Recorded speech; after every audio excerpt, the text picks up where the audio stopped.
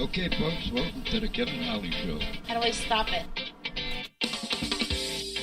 Viewer discretion is advised.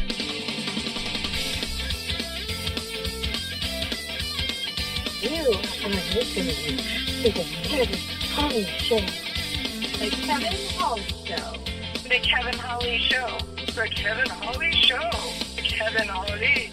Welcome to the Kevin Holly Show. You are listening to the Kevin Holly Show. I'm strictly dickly. Come on, if you're sucking, you're listening to the Kevin Holly Show.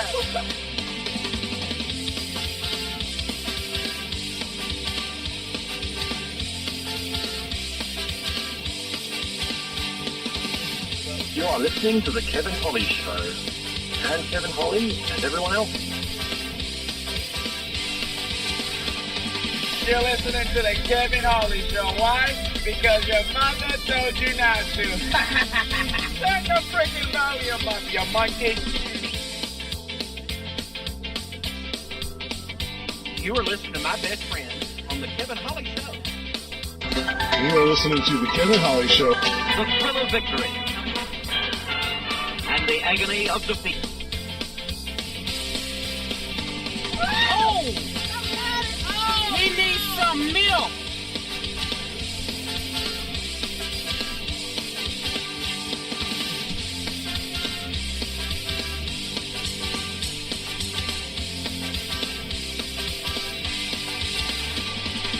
It's worse than throwing cats in the river. Hi, Kevin. Hi, Kevin. Hi, Kevin. Hi, Kevin.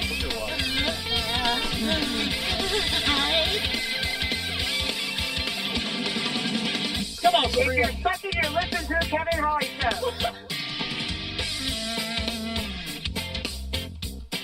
You're listening to the Kevin Holly Show. My name is Morgan Freeman, and you're listening to the Kevin Holly Show. You got the two brothers coming at me. And it's not going to you, Kevin. Do you know why? Because you're a cunt. Come on, if you're sucking, you're listening to the Kevin Holly Show. Trying to call the Kevin Holly Show. Hello, nobody's answering. Muy bien, como va? Well, I tried to call you, Kevin, and, you didn't pick up the phone. So, I guess nobody's listening. Nobody cares. That's right. Nobody cares. Anyways, call me back, Kevin. Hello. You are listening to the Kevin Holly Show.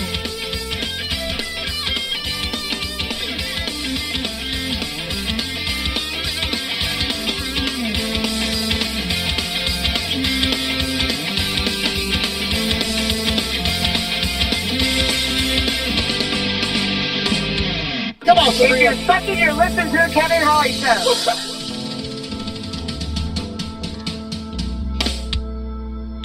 This radio person is the whole problem. Are we going to allow this guy to be heard by anyone who can turn a dial? Got a pirate radio station. Nobody knows who he is. You out there? You listening?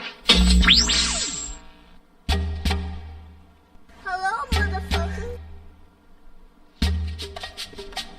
Well, hello everybody, and welcome to the Kevin Holly Show. I am your host, Kevin A. Holly, and tonight, I feel like I already took a nervous poop before the show, but I might have to go again. I don't know, we'll see.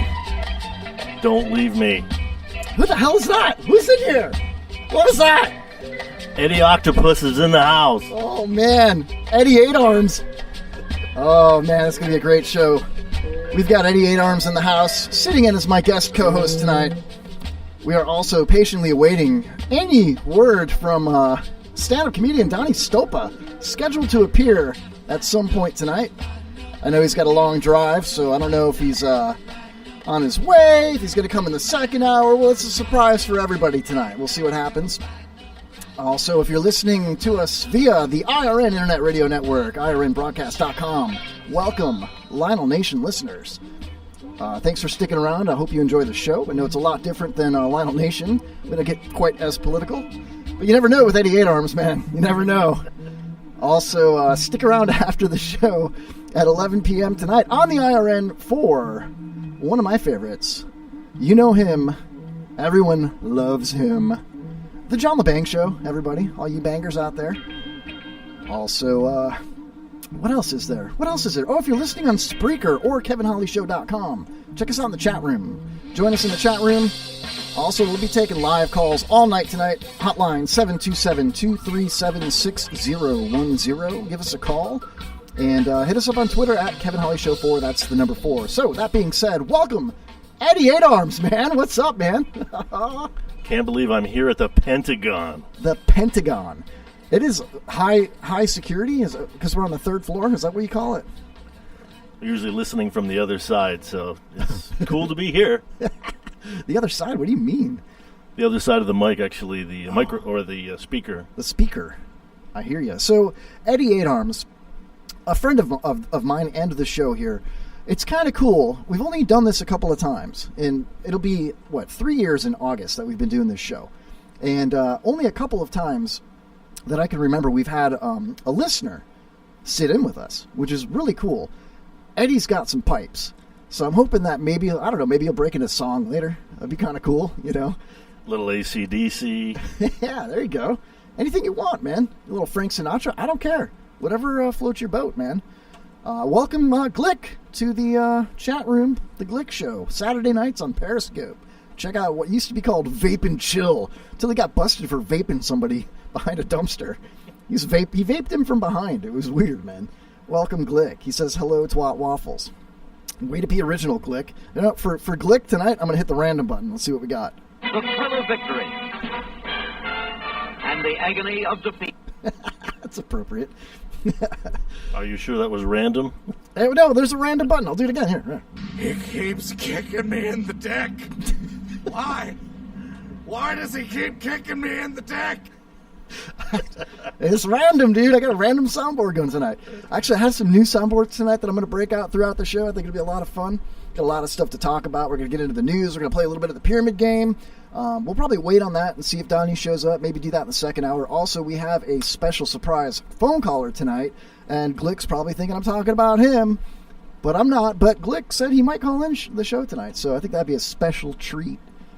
Eddie, I have something to confess to you, but before I do, I want to kind of touch to the having a listener. Like, we were buddies before I even started the show. You know what I mean? Yeah, right? I met you, 5 years ago? Something like that? Probably about that, yeah. 4 or 5 years ago. Yeah. We've been doing the show almost 3 years. And one of the things I remember about the first time I met you was we were eating chicken wings at a bar, a sports bar. And you were, like, eating the knuckles off the end of and crunching them, like... I'm like, dude, I've never seen somebody do that before. You know what I mean? And you're like, no, it's good for you, man. I clean that bone right down. So we should give you a new nickname for that. A chicken never felt so appreciated. That's pretty good, man. That's pretty good.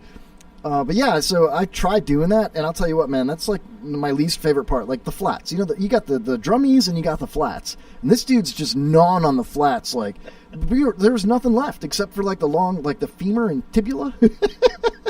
Sometimes I have to remember that other people are actually watching. Yeah, right. I was enthralled. I was in awe, you know. It's like when you're picking your nose and eating it, and you don't really think about the fact that you're in a crowded room. You ever seen somebody pick their ear and eat it? Oh, it's so gross, man. No way. I know somebody very close to me that does that. Yeah. Dude, you can pull that mic. You don't have to, like, bend into it. You know what I'm saying? That arm swings, like, it'll go straight out, dude. Like, you can do that, man. Whoa, ho, opa. Sorry. Wow. There you go, yeah. High tech. You could even stand up if you wanted to. Then you would be so much taller than me, though, dude, you know? You know what's funny? Like, we did happy hour last night, right? And Ryan Hoppy's like, I think he's 6'8". He's a very, very tall gentleman, you know? And he sits in this chair, okay? And this is, you know, he lowers it because he's so tall when he sits down. So he lowers it all the way to the ground, and he's still, like, up here. You know what I mean? So now here I am sitting in, and I'm trying to get it to go taller, you know, because I'm, like, 5'4", you know? That's a lie. I'm 5'7 3/4. Somewhere in there. Yeah. I'm proud of the 3/4, man. I really am. So, where am I? Where are my glasses at? All right, I'm looking at the chat room. One who also tried to sexually assault me in a restroom. #MeToo, says Glick. He's talking about getting vaping that dude behind the dumpster. You know what's funny, dude? I'm gonna be on tangents all night tonight, okay? But when I met Glick in Tampa, he lives in South Carolina, right? And he came to Tampa with his family, and Pat Shit Crazy and I drove down to the hotel that he was staying at, right next to Charlie's. I think it was like a Sheraton or something. And a really nice atrium and a nice little hotel bar. It was very upscale, really nice place. I couldn't believe that Glick could afford it, you know. But just kidding, dude. So that was a good ho-ho. Hey, I'll be your Ed McMahon. Hell yeah. I always wanted an Ed McMahon, dude. Fuck yeah. Can I win this? And my name's Ed. Dude, mind blown. Mind blown, dude. Anyway, sorry. I was looking for the closest explosion. What I meant to hit was the C4 here. Anyway, I met him at that bar down there, and he went into the bathroom, okay? And Glick's a big dude, you know? He's a solid guy, man. He's like a brick shithouse, you know what I'm saying? And he goes into the bathroom, and I followed him in there without him noticing, you know? And I turned my phone video camera on, and he's standing up at the urinal, okay? And I have this video. It's on that little mini laptop.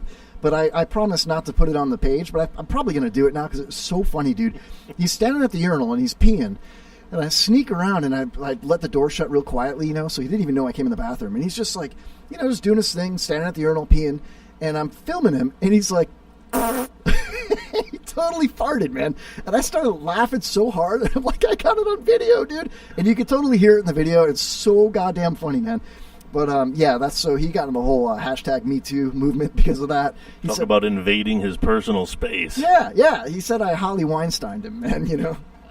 So who knows what's going to happen to you tonight, man. That's all I'm saying. If you'd snuck in behind him, you could have, you know. Could have vaped him right there. You could have sex and get a blowjob at the same time. You know. How? What do you mean? Don't explain. I don't want to know. If he's farting. Oh! I totally get it. Holy shit! There you go, dude. Comedian. Now I'm laughing at my own stuff. He says Glick is rich, bitch. All right, cool. So, okay. Speaking of Glick, speaking of me wanting to confess to you, and to a few other people out there, Lisa Deo, Stan's wife, and a few other people that I don't even remember. There's like 5 or 7 of them. That picture I posted of me and Glick in Tampa, or at Venom. Did you see that? I saw you liked it. Yeah, it was good. That wasn't Glick. That was a dude that looked just like him. But that dude was like 7 foot tall, dude. He looked so much like Glick. And so many people were like, Glick's in Tampa? And how did we not know? I thought it was so funny. I thought it was him. Yeah, I mean, it kind of looked like him. I mean, Glick is a lot more handsome than that guy. I mean, the guy was really nice. Don't get me wrong. Way nicer than Glick. You know what I mean? But, so I don't want to, like, disparage that dude. But at the same rate, it looked so much like him from a distance. And the dude was so big. You know what I mean? That it was, like, ridiculous that anybody would think that was really Glick. Glick's, like, maybe 6 foot tall, maybe, like, 190 pounds or something, soaking wet, because, you know, the Periscope adds, like, 30 pounds or something.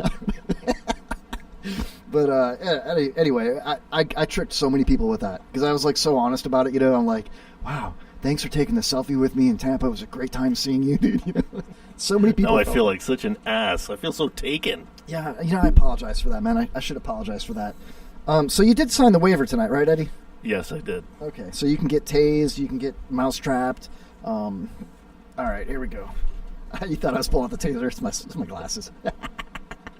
Woo! Whoa! Look at you, dude. Yeah. Man, I put my glasses on. That's a handsome son of a bitch right there. Wow, look at you with that cop mustache. Well, I didn't even know. I didn't want to say nothing. I didn't even know you had a cop mustache until just now. Wow, man. It's breathtaking. Oh, man. Glick says, that guy looked nothing like me. I'm hurt. 190 pounds. I ain't seen 190 since I was like 12. Wow. Well, you've seen some 12-year-olds, though, that were like 90, right? Hey, thank you. In a world. In a world what? Go where no man has gone before. This summer. All right, whatever. Follow Glick into the men's room. Oh, man, we're going to have a lot of fun, dude. I've got so many stupid things loaded up. And I didn't know, like, the first segment of the show, we usually just kind of, catch up with, we do like a week in review type thing. We just kind of talk and just kind of BS and whatnot. But I didn't really have anything to talk about. So take it away, Eddie. I remember we first met. Okay, we were at a bar, Holly's. Yeah, Holly's Pub. It's something else now, but yeah. And I was with Lori's sister, and Oh. you'd never met me before. Nope. Yep, I remember you were all hands. I was wrapping myself around her, and I saw this look on Lori's face. She looked at you like, punch him. Yeah, maybe. I don't know. She's got that look a lot. She just wants me to punch random people.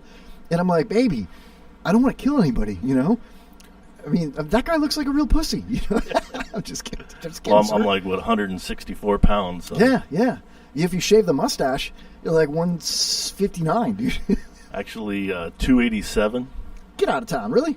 287. 287, and I just lost a few pounds. But you're easily 6'2". 6'1"? 6'1". Oh, so you shake your head like, nope, you're wrong, man. You're off by an inch. I want it exact. Well, I'm about 5'7" and 3/4. I don't know if I mentioned that. And I've been hovering around 160, 159 for, I don't know, last like 7 years now. Just can't seem to get.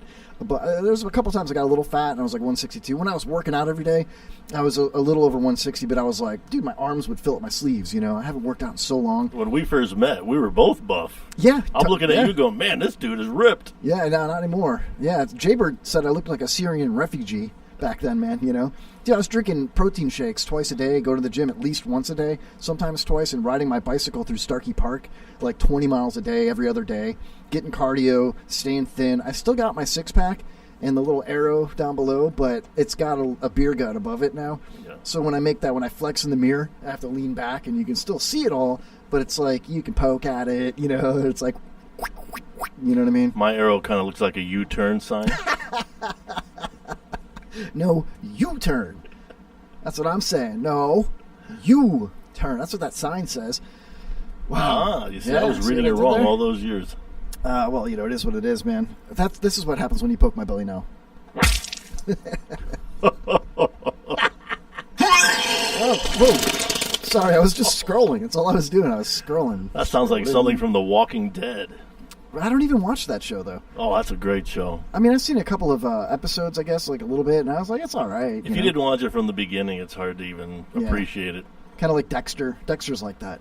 You know what I mean? Like, if you don't know the backstory to it, it's kind of hard to figure out that he's banging his sister 4 seasons into it. You know what I mean? It's like... Eddie, you've got an open invitation to co-host every week, any week. You just come here on a Monday. I don't care. I'll give you keys, man.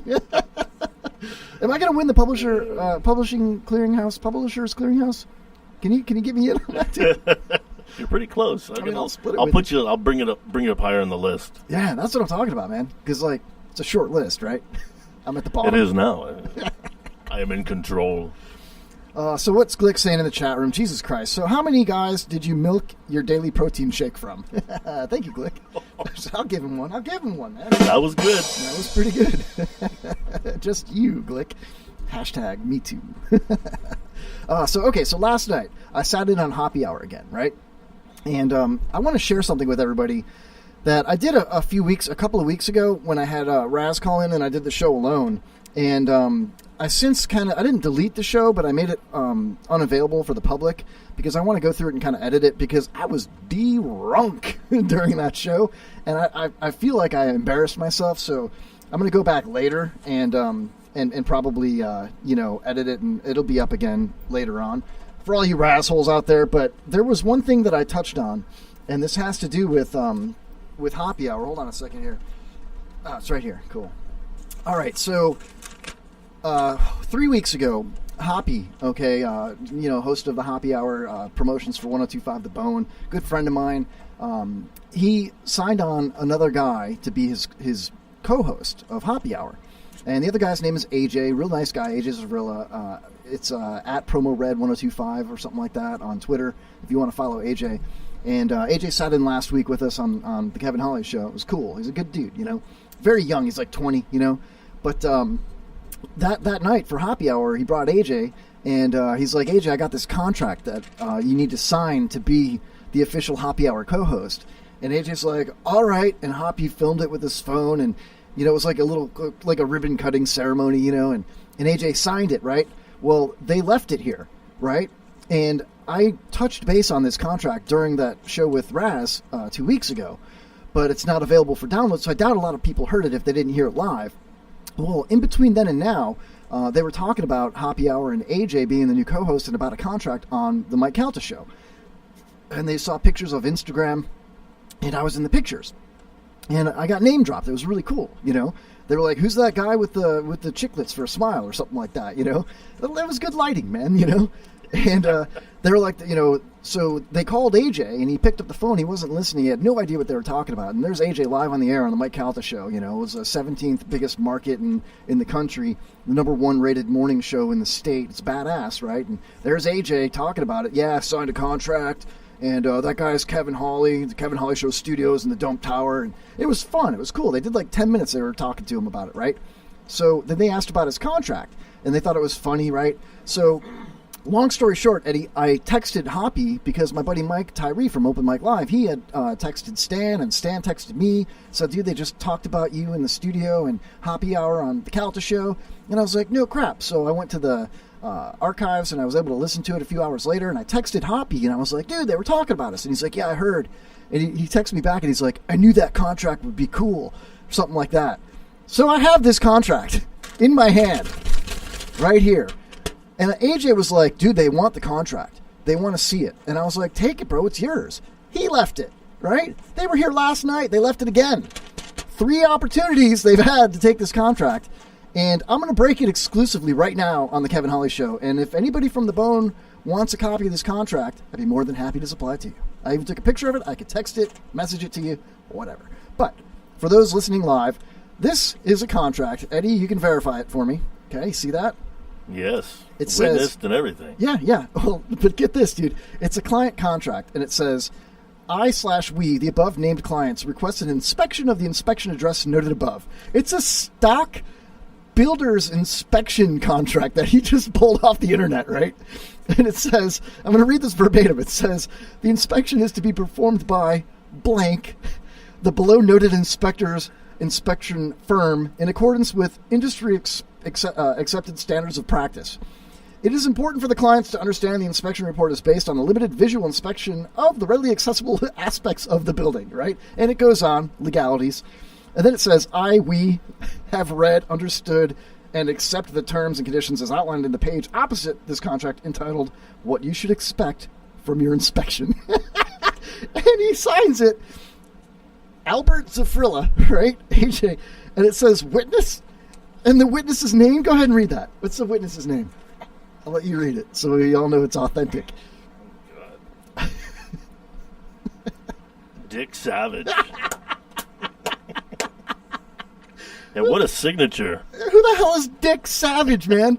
So Hobby's all excited. He's like, I knew that contract would be cool, bro. And I'm like, it's a building inspection contract. It has nothing to do with Happy Hour. And who the hell's Dick Savage, man? No. So I think that's great, man. And AJ didn't even read it. Dude, he just signed it. He doesn't even know what it is. Neither of them do. Unless they're listening right now. You know what I mean? So I'm gonna hold on to that. You gotta hang on to that. Yep. I might go down there. I have some work to do in Port Richey tomorrow, and then have to work on a house, because I'm a jobber.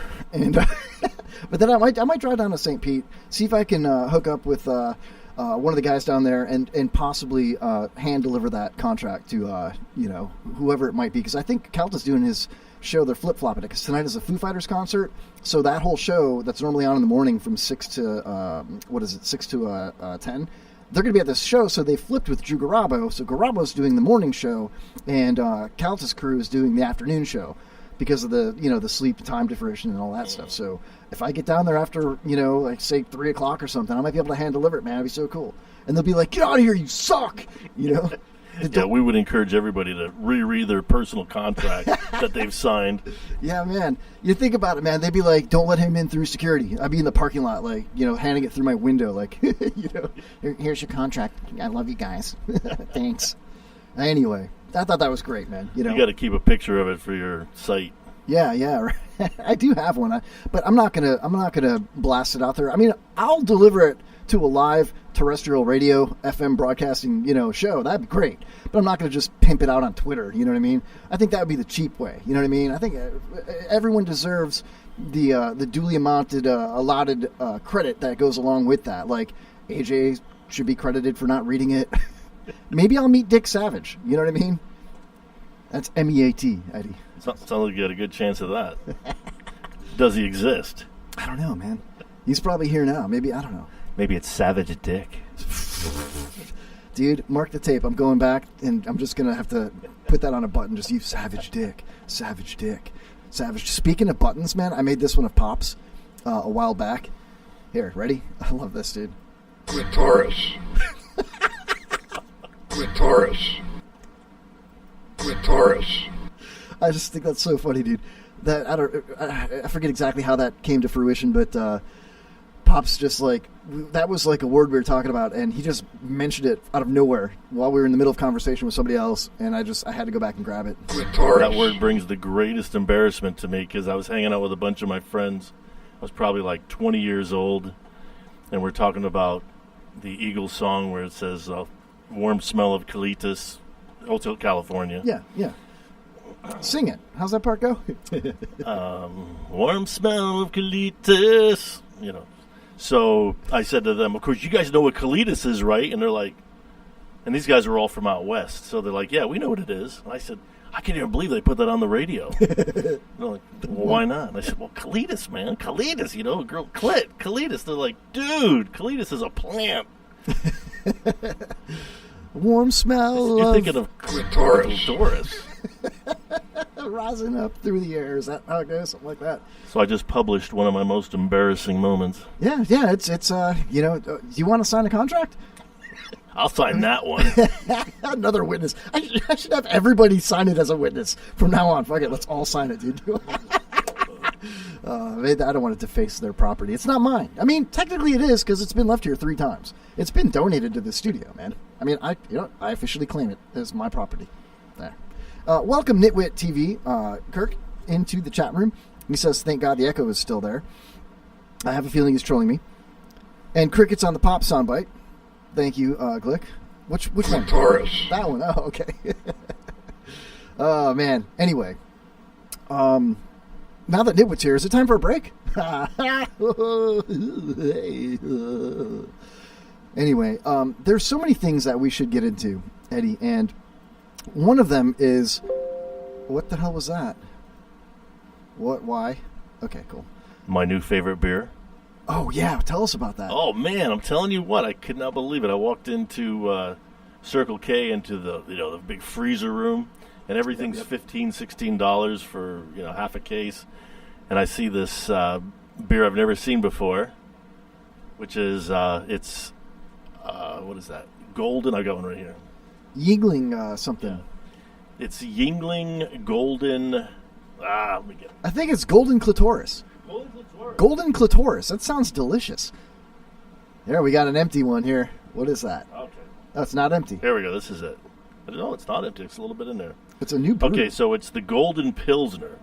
Oh, okay. And I'll tell you, it is smooth. It does not taste like a Pilsner with a bad bite in the back of your throat. What? And it really is so smooth. If you had to compare it to another beer, probably domestic, being a Pilsner, what would you say it tastes like? It doesn't taste like a Pilsner. It tastes like a lager. Oh, yeah? It reminds me going back to, what was that one? Lowenbrow. Ooh. Remember Lowenbrow? The lion the dark fighting thing. Yeah. That's what it tastes like to me. Really? Yeah. It's good stuff. Lowenbrow. Remember the old cans of Lowenbrow had that peel-off, we normally you pop the top on a can and it just these are the ones that you peel off and it's like sharp and it'll cut your finger, and remember those? Those are the good ones. Flagstaff. What are some other old beers out there, man? They had Lowenbrow, Flagstaff, Old Style. Blatz. What is that? Schlitz. Remember Schlitz? Black Label. Schlitz Ice. I don't know, man. Any beer with ice after it, it just sounds like domestic violence. It's like every case of Schlitz Ice comes with you know, like a 3-page rap sheet, and you just sign your name like Dick Savage on it, you know? Yeah, no, another one that was, you go way back, is the, there's a New York City beer, Pails, remember that? You ever hear of Pails? I don't think so. But did you grow Pretty up? disgusting. Did you grow up in New York? No, but I lived up there for about 15 years. Now, how old were you when you lived there? I got up there when I was 19, and I stayed in that metropolitan area till I was about 28. So, 10 years, 11 years. So in your 20s? Yeah. Big city living in your 20s, man. It was a blast. And the money was good. What'd you do for work? I was wallpapering and painting. Wallpapering, that's a job that's obsolete. I even did some waitering. I was a waiter. You were a server, a waiter? Yeah, I tried to be. How long did you last, man? On and off about 2 years, but I was actually into the construction too, so finally I just switched into the wallpapering. Wallpaper was huge up there. Oh, back in the day, I'm sure, yeah. So. I'm gonna guess, I know your approximate age, I'm gonna guess you were wallpapering in the mid-80s when you were 20. Yes. Am I about right? Yep. Something like that? Into the early 90s, and then it disappeared. Yeah, I mean... Someone took it away. It was like, oh, we're busy. Oh, yeah, lining up 3 months in advance. And then you walk into the decorator shop, Sherwin-Williams or whoever's got the store, and it's like, oh, we're not selling it anymore. Yeah, people don't like it anymore. It's not cool anymore. Some decorating magazine said, oh, all you wallpapers, you're done. It's a pain in the ass to change it, you know? You have to peel it down and everything and replace it. It's like, why ruin the drywall with that crap, man? You're what's wrong with this country, Eddie. You're what's wrong with it, man. Doing that wallpaper and crap. So it's a communist plot. Yeah. You know what I mean? I don't know, man. I tried to judge your political viewpoint. I think you're fairly centered, honestly. I've seen you swing both ways. I listen to people. So in the chat room, Nitwit says, New York, ask him about Peel's beer, Piels. Is that? That's the one, Peel's beer, yeah. Yeah, $5.99 a case, man. $6 for 24 beers. It's bad. Dude, you can get Keystone Lights at Dollar General right now. They are $6.95 for a 15-pack. Wow. Yeah, and they're 16-ounce cans, man, or 12-ounce cans. Whatever, regular sized, you know. Rheingold was another New York City beer. Why do you guys have such weird names for beer up there? In fact, I met a guy who was the brewmaster, the assistant brewmaster for Rheingold. He had the easiest job ever. It was like, just pour water into this bucket and throw in some hops or pops. Hold on a second. Let's take this. Kevin Holly Show. Is this my bestest friend in the whole wide world, Mr. Pops? What's that? Hi, Pops. Hi, hello. How you doing? I'm good. How are you? Who's in the audience, sir? We've got a packed house, Pops. What? We got everybody's here. You're on the phone with me and Eddie 8 Arms. You have never met him. Eddie is in studio with us. Is your brother there? No, he's not. He's sleeping, actually. He's what? He's sleeping. He's napping. Oh.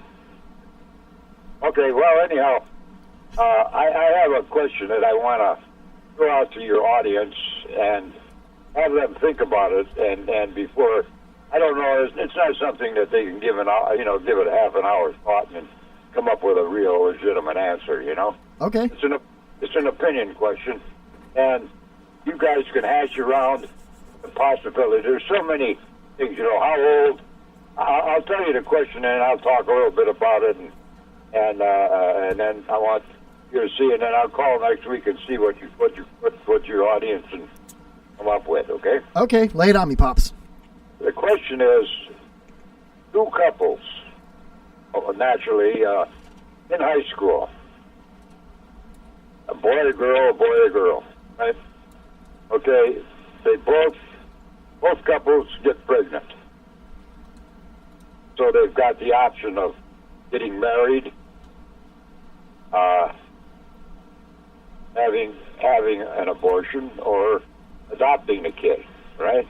Okay. Well, because of their ages or whatever, one of the parents says no way they're going to let that kid marry the other one. so they can't get married. So that's not an option. So then they've got the option of abortion or adoption. So one of the couples takes the adoption option. The other one takes the abortion option. So 60 years later, the four couples meet and they discuss their feelings over the past 60 years.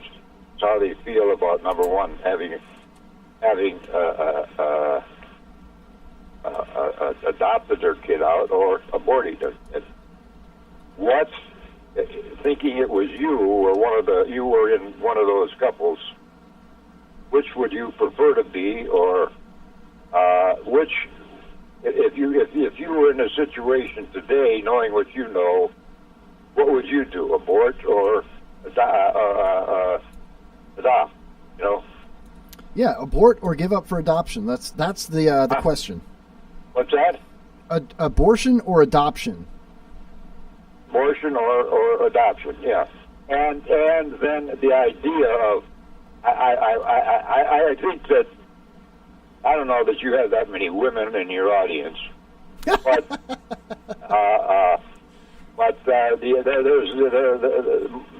thing of it is most of your men will have to think about whether they would rather think that they have, been involved with the abortion thing and eliminated that one person from being, or they for 60 years lived with the knowledge that there's an offspring of theirs out in the country somewhere that they don't know, they've never seen, they never talked to, with a kid wonder what does that kid think about them, You have to have a lot of thoughts in that direction. Yeah, and Pops, consider the ramifications of adoption if that child comes tracking you down later in life. Next thing you know, that's it. Yeah. Now, I mean, but then it's a question that where anybody can need it, especially if you have kids, is you can pose that question to your kids when they hit 13 or earlier if you feel needed, and tell them that if don't put themselves in a position where they have to make that decision. Know what I mean? Yeah. Now let me ask you about parameters. What is the race of the baby? I'm just kidding. I'm joking. Oh boy. Well, you may not want to put it out in front of your audience, but I know I tried to lay you on it a little bit to see what you thought about it. But yeah. All right. Well, let's do a really quick in-studio poll. Eddie, I'm going to hit you up with these real fast. The baby turns out to be a crack baby. Do you abort or adopt? Adopt out. Adopt out. Okay. The baby comes out multi-gendered. Do you abort or adopt? Well, I'm keeping that one. The baby comes out a fan of the Glick Show. Do you abort or adopt? Oh, my. That one, let's see. Isn't there a third alternative? No, yeah, Haas could eat the baby, says Glick in the chat room. Pops, how the hell are you, man? We'll stew this question over. What about if the kid comes out a fan of the Kevin Holly show? Oh, you got to keep it. Abort. Hey, Pops, I have an adopted sister. What? I have an adopted sister. Yeah. And she's awesome. So, yeah. Of course, that wasn't my decision, so. Wait, you adopted your sister? My parents adopted my sister. After they had two, they said they weren't going to make another one. They'll adopt from now on, right? Well, my mother had 3 boys, and she got tired of that. Oh, so she wanted a girl, so your dad couldn't make a girl even when he had the pattern right there in front of him. Huh? He read all kinds of books. He was eating peanut butter, and it kept coming out boys. Wow. So, yeah. Pops, where are you at right now? Are you in your room? Are you in the house? What? Where are you right now? In my bedroom. Is Jaybird there with you? Yeah, well, no, he's not. He's not right here. I think he's out back smoking a cigarette. Cool. Yeah, it's nice of him to call in tonight too. You know, I mean, what? Can we talk to him? I'm going to call him after we get off with you.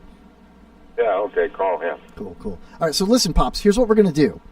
We're going to let the chat room and the listeners stew this topic over, and periodically throughout the show, we'll get some answers from what people think. Already looking into the chat room, Glick says, Pops, can you hear me? Glick said what? He said, can you hear me? Can I hear him? Yes. I can't hear him, no. Well, all right, that's okay.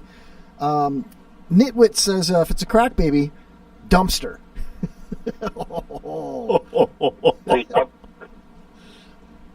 Yes. Okay. Well, see what you can do with it, and I'll talk to you later. Hey, Pops. What? Do you remember this from a few weeks ago when you said this on the air? I got it right here. Ready? Listen. Clitoris. Do you remember saying? What? Do you remember saying this? Clitoris. Say it again. It's the one-word quiz, Pops. Clitoris. One more time. No, I don't remember. Clitoris. Better known as the road to paradise. Pops, I got a question for you. What is it that... well, first of all, every woman has two, okay? What? Every woman has two. Yeah. Okay? Yeah.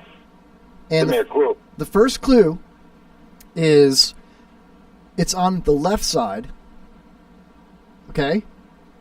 Second clue is you've got two of them in your household. Two of them in your household? In your household. Take your time. We're live.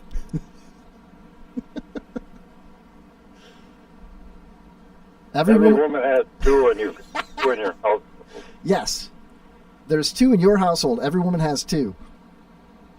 Every woman has two. Yes, sir. On the left side. Well, one of them's on the left side. And the other one's on the left side? Oh, the other one could be anywhere, but usually it's on the right side. Clitoris. I'll let you think about it, Pops. Yeah. Hey, Glick says he's going to be in Tampa in 2 weeks. Do you want to meet Glick? I want to what? Would you like to meet Glick? Yeah. All right, 2 weeks. You guys are going to come up to the studio, okay? Oh, he's going to be there? I hope so, yeah. I mean, if he's going to be in Tampa and he doesn't stop in my studio, I'm going to beat his ass. Oh, okay. Well, I'll see. It's up to me, you know. Yeah, no, I'll come get you if I have to. If Jay pusses out, which I don't think he will. I mean, come on, it's Glick, dude. Glick's going to be in town. Get Jaybird and Pops and Glick and me and you and Jaybird and Glick. I like, yeah. I can tell you want to go, Pops. I love you, man. Okay, bye. The answer was boobies, by the way. You got it was boobies. You got Tyler and you got Jaybird. 2 boobies. One's one's on the left. The other one's room is on the right. I don't know, Pops. I'm just playing with you. I'm just playing with your boobies. What does it women have her two of? Boobies. Huh? Boobies. Boobies? Yes, sir. Boobies. I love you, Pops. We'll talk to you soon, okay? Bye. All right, bye. Ladies and gentlemen, Pops. Clitoris. I'm sorry, Pops, hang up. Clitoris. Just hang up the phone, Pops. Jesus. Clitoris. It's so hard to get him off the phone. You know what I mean? That's like the hardest thing to do with Pops. It's like... He's obsessed. Yeah, and I'm like, I try so hard to like just tell him, you know, just like, hold on a second, what's... Hey, you had your chance. It's my turn. What was that? Yeah, goodbye, Pops. Okay, folks, welcome to the Kevin Holly Show. But Pops, the show's already started, man. Calm down. You could have helped me paint the floors. You're a lot drinking closer. way too fucking fast, man. No, I didn't drink way too fast, man. Fuck you know. I got to turn this over to the main man. Hey. Some Pop sound bites, just messing around. Oh, wow. Haas says, he said he was going to lick your asshole after you shit, Glick. I don't know what that means. Glick says, I'm doing a full-on Glick takeover when I'm there invading all the shows. Oh, now we're talking. So Glick is basically threatening to come to the studio and take over the show. I think we should let him do it, man. I will run the board, and he can have the gold microphone. You know what I mean? What do you think of that, Eddie? I don't know. It sounds a little chancy. A little chancy. I like that. What if he starts stealing your market? My market? We don't have a market. Oh, okay. Yeah, let him come. That's fine. Yeah, he's good. Never mind. That's cool. What is this? Hold on a second. I got a new one here.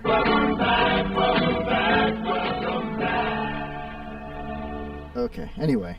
Haas is being vulgar in the chat room, man. Talking about testes? What is that? Testiculars? I don't know. Anyway, he says, praise our Jeebus Glickus Maximus. Holy crap, man. What's happening to our show, Eddie?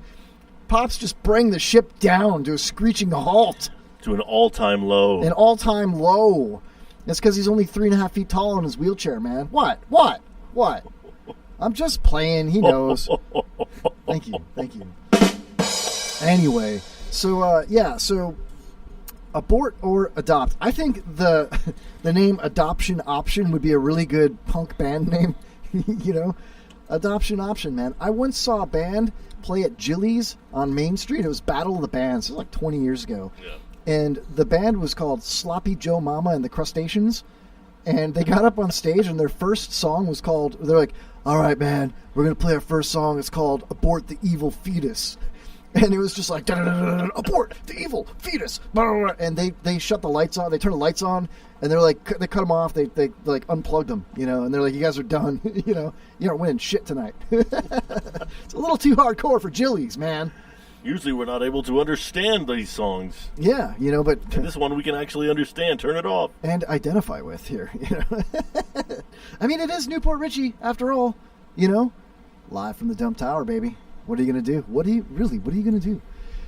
Anyway, so many... You just got pwned. I'm sorry, that was an accident. When I scroll, man, the buttons are so big now. So big. Anyway, a lot of cool things, man. You know what it's time for, dude? Here, hold on. I'll pull it up. I put this on the fun page. Oh, excuse me. All right, I put this on the fun page. Now, remember we started the show, and I was telling that, you know, it's only happened a couple times that we've had, like, a listener, albeit that you and I were friends before the show even existed, but you listen to the show, Eddie, and I appreciate that, you know. You participate online in social media and stuff, and a lot of people think you're hilarious. A lot of people think you're an asshole. I'm just kidding. Probably most. But, I'm hoping that you do something like this. Maybe you won't. I don't know, man. I got to pull up SoundCloud somehow here. Hold on a second here. Here it is. All right. The other listener that showed up here, and I think that he was disappointed because we had just started renting this studio, and it was bare bones, man. We had like 3 pictures on the wall. I don't even think we had the air conditioner in here yet. You know what I mean? I had like a couple laptops, and that was it, man. We were bare bones. And this dude that goes by the name of Glazed Rooster decided, hey, would it be cool if I came in and sat in, you know? At the time, he was a Krispy Kreme guy on Twitter, and he showed up with 6 dozen donuts from Krispy Kreme and a box of Depends for Pops. I'm not kidding. I still have them. We autographed them and put them in swag packs, right? And, okay, so recently he made a parody, and I'm so proud of it that I'm gonna play it right now. I know I got it right here. Oh, this is so good. Oh, whoa, slow down, Kevin.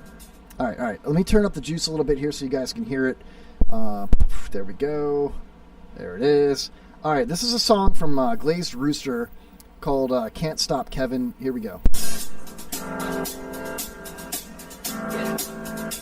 Kevin Holly, he wants your bone. He likes electric shaking when he turns it on. From Newport Richie to your home, Zipping up his penis right there in your room. He's got a fleshlight in his pocket and a dildo in his seat. Feels that hot blood in his rectum when it pops. Ooh, he can't take his eyes off of it, moving so phenomenally. Room is locked so he can rock it. It won't stop. And under dim lights when consciousness goes. Nowhere to hide cause his chloroform's close. Don't try to move or they'll tape your asshole. Just imagine, just imagine, just imagine. He just wants to see what you got in your pants, pants, pants. Feeling good, you're creeping on you. Open your pants, pants, pants. Come on, all those things he shouldn't do in your pants, pants, pants. Ain't nobody leaving soon, so quit asking. You're listening. Whoa! Sorry about that part. Holy crap, man! Let's go ahead and unplug that. Oh man! You know you've reached the pinnacle when they have written a song for you. Yeah, and that was good. He like put his heart and soul into that, man. You know, he's hitting high notes and everything. Reaching those notes. Yeah, reaching those notes, man. Well, yeah, almost reaching those notes. Yeah, like not reaching around the notes. Just although that'd be cool. I'd be cool with that. Hey, better than me. Yeah, just reach around the notes. Just reach around anything, Glazed Rooster, whatever, man. What's up? So what's up? Anyway, that being said, I also have I have another parody that we haven't played in a long time, and I'm actually really proud of this. Here we go. Hold on. Here we go. You remember we talked about Jaybird? We just talked to Pops. All right, Jaybird's one of my best friends in the world. He was a co-host on this show for so long. He's still the co-host, Philbert made a parody for Jaybird, and it's along the lines of remember the band Motorhead? Lemmy? Yeah. Yep. All right. Well, I guess, Lemmy was a hardcore, like, speed addict, played a mean bass guitar, and just like, roar. Well, Philbert did his best, and it's not Ace of Spades. This is called Face of J. Are you ready? Let's do it. It's a hard song, dude.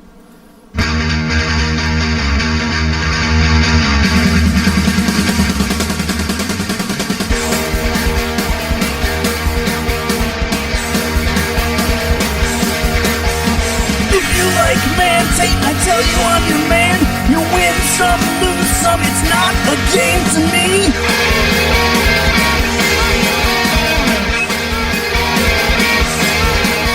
If pleasure is your play, makes no difference if you're gay. I don't share my seed, the only head I need is the face of Jay.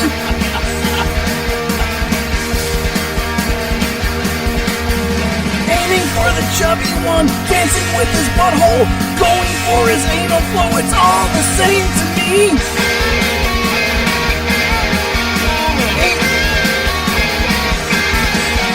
8 until 11, my snake eye is stalking you. Wow. Double up or quit, you better not spit the face of Jay.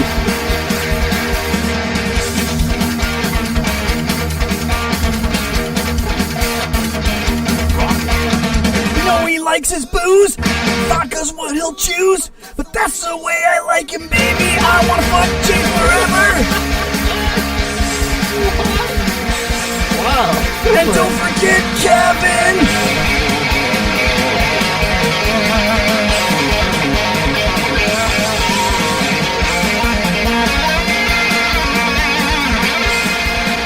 I mean, you really put a lot of effort into this, man. I play guitar on this. I don't know if you noticed.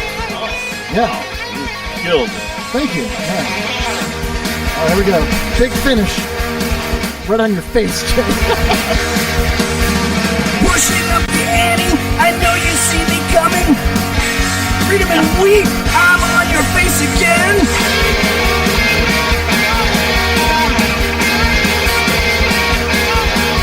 I see it in your eyes. Take one look and die.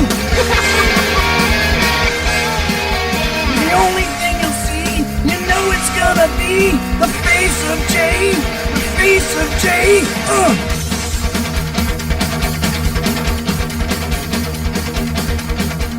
That's badass. Thank you. Yeah, when I play guitar and Filbert sings, it's just magical. You know what I mean? Thank you, Eddie, for putting up with that. My favorite part. Do you have a favorite part of that song? Because there's so many good parts, man. You know, the whole "you better not spit" part. I like that. And the "take one look and die." Like, stop looking at my dick. The reason that's funny to me is I told my brother a story about I had a roommate named David. I won't say his last name. It rhymes with Fitzpatrick. and we had a one-bedroom apartment in Elk Grove Village outside of Chicago, right by O'Hare Airport, right? And we had like couches and whatnot. We would take turns like every other weekend. One of us would get the bedroom, but it was actually David's bedroom set from when he was a child. You know, because we were like 18 years old, and it was our first apartment. You know, and anyway, I came home from my first job, and I went into the bedroom to change for my second job, and he's sitting Indian style on the bed, okay, like facing the door. So as soon as I open the door, there he is, and he's butt naked, and he's got like 3 or 4 like Sears catalogs, like one porno magazine, you know, maybe a calendar, you know what I mean? They're all spread out around him, and he's just going to town, just fucking stroking it, you know. And I looked him right in the eyes, and he looked at me like a deer in headlights, you know. And he's like, and he stops moving, and everything's silent and awkward for a second. And I was like, and I just looked at him, and he goes, and I looked down, you know, at his fist on his dick, and he goes, "Stop looking at my dick!" And I started laughing. I shut the door. So anytime we get into stuff like that, I'm sorry, it's like the 800-pound gorilla in the room right now. Yeah, kind of, you know, except it was a little short. It was like a chode. Yeah. You know, it was like a dill pickle. Ounce and a half gorilla in the room. It was gross, dude. You know, there was another guy whose dick I saw once. No, for real though. I knew a guy that I worked with, and he was in between places. He was like going through a divorce, and he was staying in like motel rooms, like by the like weekly rates. You know, his shit was all in storage. And I told him one day, we were sitting there at work on break, and I'm like, "Look, dude, why don't you go to like the rec center and reserve a campsite at Starkey Park?" I'm like, we always talk about, you know, like Naked and Afraid, and we talk about our camping gear. We're into that kind of stuff, you know. Like, I like camping. You love camping. I know you do. Yeah. Love it. So we're always talking about what kind of tents we have and stuff. So I convince him. I'm like, dude, it's like $10 a night to get a regular campsite. I think if they give you like 5 days in a row is like the max. Like, save the $80 a night you're spending at the hotel, and it'll buy you a whole week. You can save a whole paycheck, and then you could probably do that for another week after that. First, last security, boom. You're on your way to a duplex or an apartment, you know? He's like, that's a good idea, man. So long story short, my buddy's out there camping in Starkey Park, which is right by my house, like less than a mile, like door to door. I could walk there. I could walk right into the park, you know? So he's texting me, and he's a picture of the campfire, and I was like, cool, man. Just, I know you're alone out there. There's no dick pics, okay? Like 2 minutes go by, and my phone's like, bring, bring, and I look at it, and it's like, it's dark, and there's like grass on the bottom, and like you see his feet, and there's a hand with a dick just like resting in it, you know? And I was like, oh, God damn, that's nasty. And I looked like, I didn't zoom in on the penis, but I zoomed in on the shoes, like to see if it was really him. Because he wore flip-flops or sandals every day at work, you know? Mm-hmm. So I'm like, oh, if it's his feet, dude, I know it's going to be for real. And that's gross, man. I can't believe you did that. And as I'm zooming in, I'm looking at it, I was like, I can't really tell, you know? And I went to zoom out, and it was like, that's when I got the close-up of the dick, you know, in his hand. And so I tried to not look at the dick. So I'm trying to look at his hand, you know, like, see if he's got, because he had a tattoo on his hand, like a ring tattoo, like people get like a wedding ring tattoo. Yeah. So I was looking for that, and as I'm meat gazing, okay, I noticed right at the base where the shaft meets the abdomen, there was a bump, like a herpy, you know what I mean? Like one canker sore. And it wasn't like bloody, you know? It was just like a zit that hasn't been popped yet. It wasn't even a blackhead or a whitehead. Not that it should be black or white, you know? We all love each other here, the Kevin Holly Show. Yeah. But you know what I'm saying? So I was like, that's so gross. So I let it go. The next day at work, I see him, and I'm like, bro. And he's laughing, you know. And I'm like, that was really nasty, dude. He's like, yeah, you know, I Googled, dick pics, and that one looked perfect. He's like, fooled you, didn't I? And I'm like, no, man. That was totally your hand. Those were your shoes. That was the campfire. That's Starkey Park. That was your dick. Why you send me dick pics, man? That's gross. And he's like, no. And I'm like, yeah, it was. And he kind of smiled. And I was like, you need to get that thing checked out, dude. You know, what is it with the bump on there, man? Is that, you got like herpes down there, dude? What's up? And he's like, and he like, yeah, his face like froze for a second. He goes, no, I just Googled dick pics, man. And just, that was the first one I'm like, show me. Let's Google dick pics right now, man, on your phone. Let's do it. Show me the one that popped up. And he wouldn't do it, man. So I have a feeling that he's got the herpes simplex 12 or something on his junk. Anyway, that's enough cock chat. Or an ingrown hair from shaving, hopefully. Woo! Let's hope so. Let's hope so. Have you ever had an ingrown hair from shaving on your, Not there, no. Okay, good. Haas says, short story, Glick says, short story too long. Kevin has seen many dicks. Usually they are bouncing off his forehead. Thank you. Kevin zoomed in and was beating off. Thank you. Yet another story of Kevin telling us he's a cock-gazing F-word. Thank you. Yeah, I'm trying to keep it clean, I'm trying to keep it clean in here. This is family hour. Oh, yeah, no, actually, it actually is cock chat. It's, that's not what I was looking for, but it may as well be. I thought I had a cock chat button, man. It's kind of fitting. The only thing fitting is the face of Jay. Hey, we're up against our first break, almost exactly on time. I think we should do it. Use the facilities, come back strong, maybe give a text shout out to Donnie Stopa, the stand-up comedian that's scheduled to appear tonight. And, dude, I know that there's a show tonight with Tommy Gill, who was our guest last week, and Rio Paris, a wonderful stand-up who's about to move to L.A., and hopefully make it big time out there with Cam Bertrand, who's on the Wall of Fame right here, right? That's Cam right there. Wow, friend of the show. Prominent. Yeah, prominent. It was a great shot right there. Great headshot. But so I know that Stan's out there with Lisa, so he's not listening tonight. They're checking out Tommy and Rio. They might come back at the very end. Who knows, man? But I wish that I could do everything. You know what I mean? Yeah, I wish I could be everywhere, man. Just one man. You're one man. Thank you, man. And you're one man. But you're, tonight, I'm a main man. Filbert, watch out. That's what I'm saying, man. Like, Filbert talks like this. Filbert who? Yeah, I don't know. Uh-oh. Did you hear that? Uh-oh. You know what that means? I jostled it. I think it's going to be okay, though. I think it'll be okay. I don't know. Eddie. Oh, man. I hate when I jostle stuff. No jostling. No jostling allowed up in here. All right, I guess we'll take our first break, and we'll come back in about 10 to 38 minutes from now. And break time. We'll check out the second hour. Live in studio, you guys are listening to Eddie Eight Arms, my man. Also scheduled to appear, Donnie Stopa. We'll see if he shows up or not. And we'll be right back with more of the Kevin Holly Show after this quick break. If you just tuned in, where the hell have you been? Your favorite community station.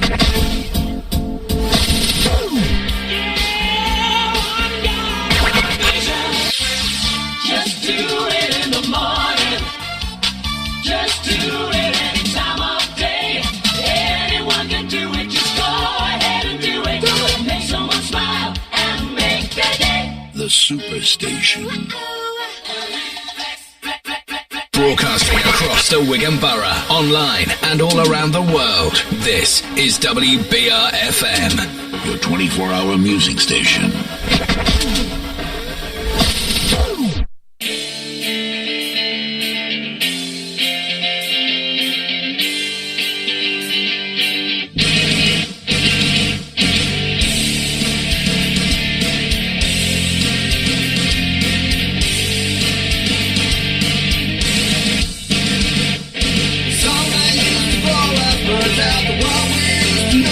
Upside down, and I'm still waiting for that day.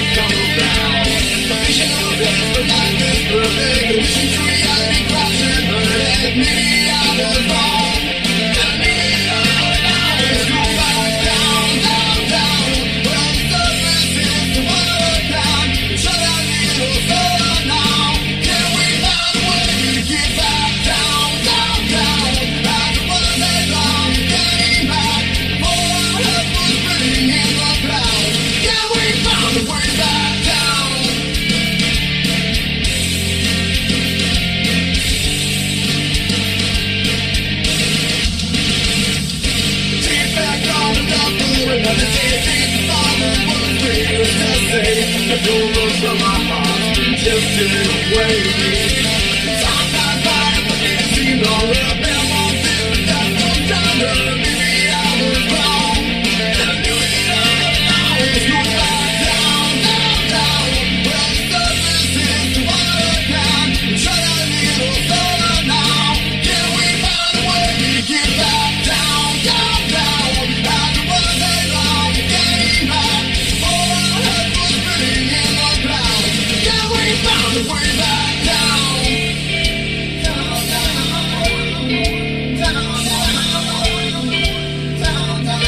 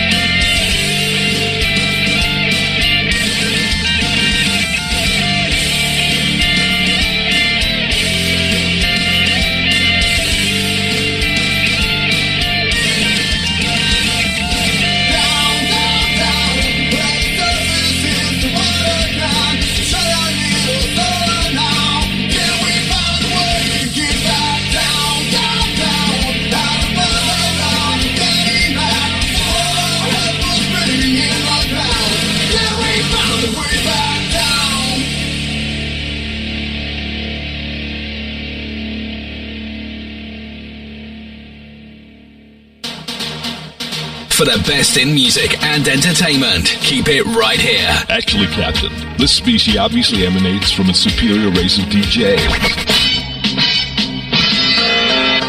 Real radio for real people. This is WBR-FM. Y'all niggas got me hot.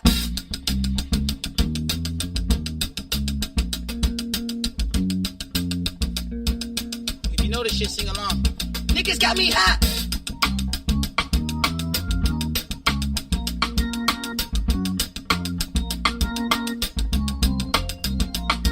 Hey, well that's exactly what the nigga came for. You taking shots from afar, I'ma meet you at your front door.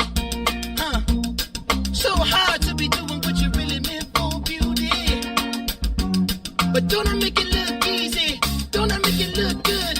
Hey, you drink up all my liquor, come on, what I'm supposed to do now? And you talking all that shit, now come on, you gon' have to back it up. If I get too high now, sugar, come on, I might never come down, You might not ever come down, nah, I wanna get down, help me out now.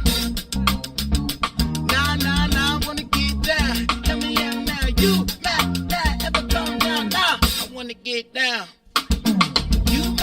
Never come down. It took too long to get this high on the ground. Say, can't beat it with the big bad dough. Can't see it with this pitch black, put your frames on. Let me take these bitches off, let me get the full scope. Full screen HD, let me pull it to the picture, let me holla at the pre-show. Cool beans, that's a whole lot of riffing. Let me help you with the pre-roll. You drink up all my liquor, come on, what I'm supposed to do now? And you talking all that shit, now come on, you gon' have to back it up. If I get too high now, sugar, come on, I might never come down, You might not ever come down, nah, let me get down. Let me out now, you might not ever come down, nah, I wanna get down. Come on, you might, nah, let me get down. Do you see what's happening? You might never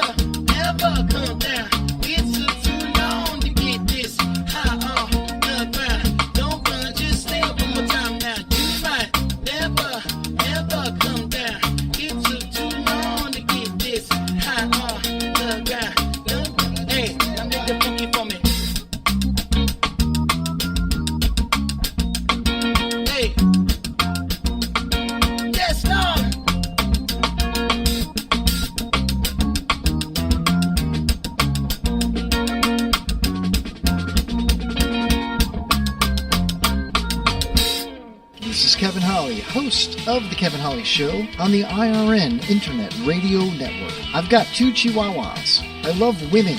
One time I had a Corvette. I once pooped my pants on the 7th green at a golf course. I enjoy long walks on the beach. You should see my cockle shell collection.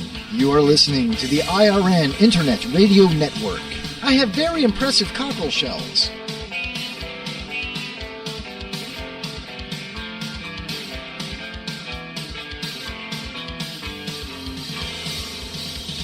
Chris Glick on the Kevin Holly Show. When he's in the room, he's chatting off.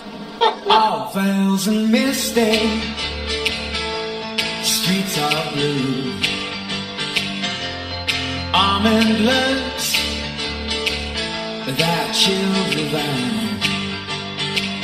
Some silken moment goes on forever, and we're leaving broken hearts behind. You mystify me, mystify me. I need perfection, some twisted selection that tangles me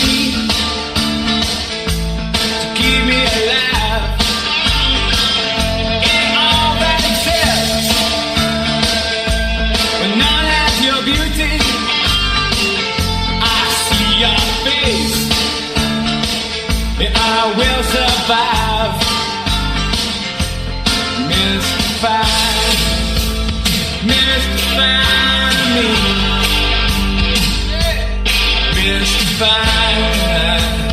mystify me. Eternally wild with the power to make every moment come alive. All the stars will shine upon you when I kiss you every night. All veils and misty streets are blue. Almond loves that chill divine. Some silken moment goes on forever, and we're leaving broken hearts behind. You mystify me, mystify me.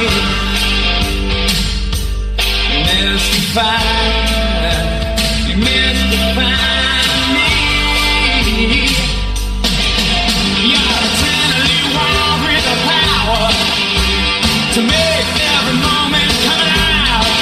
All the stars that shine upon you, well, they kiss you every night. Mystify me,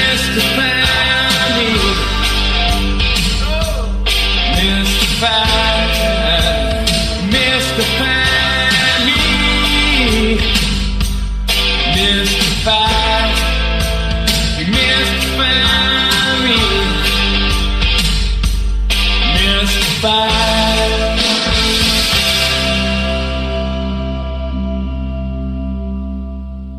Don't kiss and don't tell. You gonna get yourself in trouble. Your true love will leave you. You did wrong, that's why she sat so long. But you found another girlfriend and sing to the last line. I mean the sweetest little song, a sweet song, mama, that's alright. You're sort of been satisfied with that look in her eye. Oh, those who miss her voice, I miss her ain't holding mine. So don't kiss and don't tell. You gonna get yourself in trouble. Your true love will leave you. You're dead wrong. so long.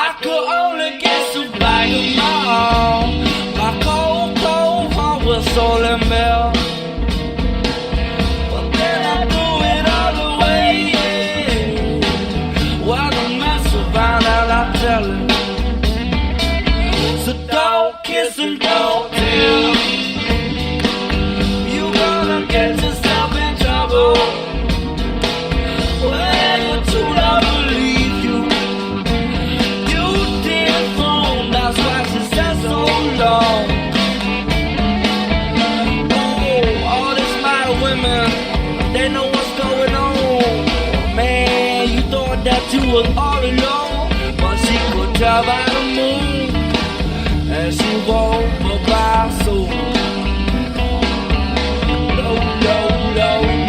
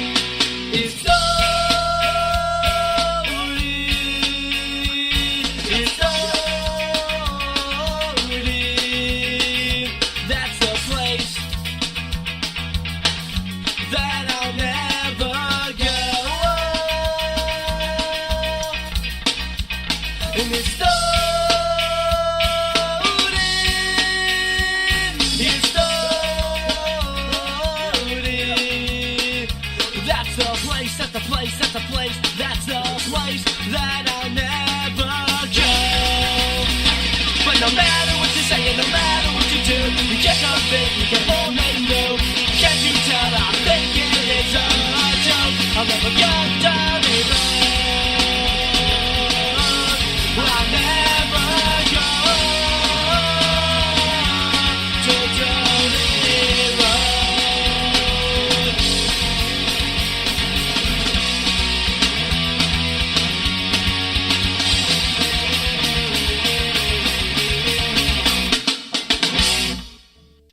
radio person is the whole problem. Are we going to allow this guy to be heard by anyone who can turn a dial? He's got a pirate radio station. Nobody knows who he is. You out there? You listening? Well, welcome back. It is the second hour of the Kevin Holly Show, and I'm feeling a little uneasy right now. Not really sure how to explain my feelings, but luckily Eddie Eight Arms is here to console me. How do you feel? What is happening to you? What is it making you feel right now? I feel a burst of energy about myself, but at the same time, this overwhelming relaxed feeling, you know, like this is home. Like you are my people, Eddie. Let my people go. No, please don't. Or I'll be alone. Let them stay. I don't know where Donnie Stopa is, man. I haven't heard from him. Donnie. Where are you, Donnie? I absolutely love the guy. I think he's so goddamn funny, you know? But, I don't know, man. I'm wondering if he a scheduling conflict, because there's a big show tonight with Tommy Gill in Rio Paris. Everybody's there. He's probably there hanging out with the boys, man. Well, that's cool, Donnie. No big deal, bro. It's all good. We'll see what happens. Maybe we'll save the Pyramid Game till, I don't know, the last segment of the second hour in case he shows up. If he's not here in the second hour and he shows up in the third hour, we probably won't have time for the Pyramid Game anyway. So we'll just pick his brain and just talk with him and stuff, you know. There's also the 2 for $6 thing going on at Burger King. Oh, and at Arby's as well, the Euros. You have the extended stay. Yeah, right? You know, you ever have a Euro from Arby's? No, not yet. Don't. Oh, I'm waiting. I can't wait. Dude, it's like just their roast beef with tzatziki, you know? It's so gross. But I still ate both of them. I totally did. You got to go to Mr. Slovaki. Oh, yeah. Halas. Halas is the best Greek restaurant in town. Right there on the Sponge Docks, man. Shout out to Halas. Oh, you say it right. It's Elas. Elas. Elas. It's like a... We call it Hellas. It's I know, Hellas. yeah, right? It's American. It's Hellas. It's Elas. It's an ancient way of saying Greece, is what it is. That's what that is, man. From what I've been told. I'm not Greek. Well, they're Hellenistic, yeah. Yeah. I'm thinking about, like, what if I came up with a different type of restaurant that's very similar?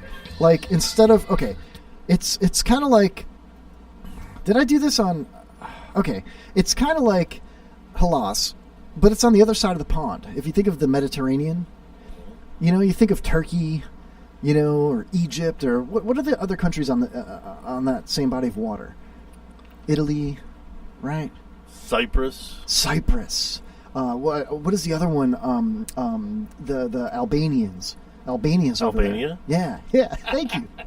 I'm good. You are good. I'm fast. Welcome back. But what about this? Instead of Elas, it's called Hamas. And instead of Saganaki, they got Nagasaki.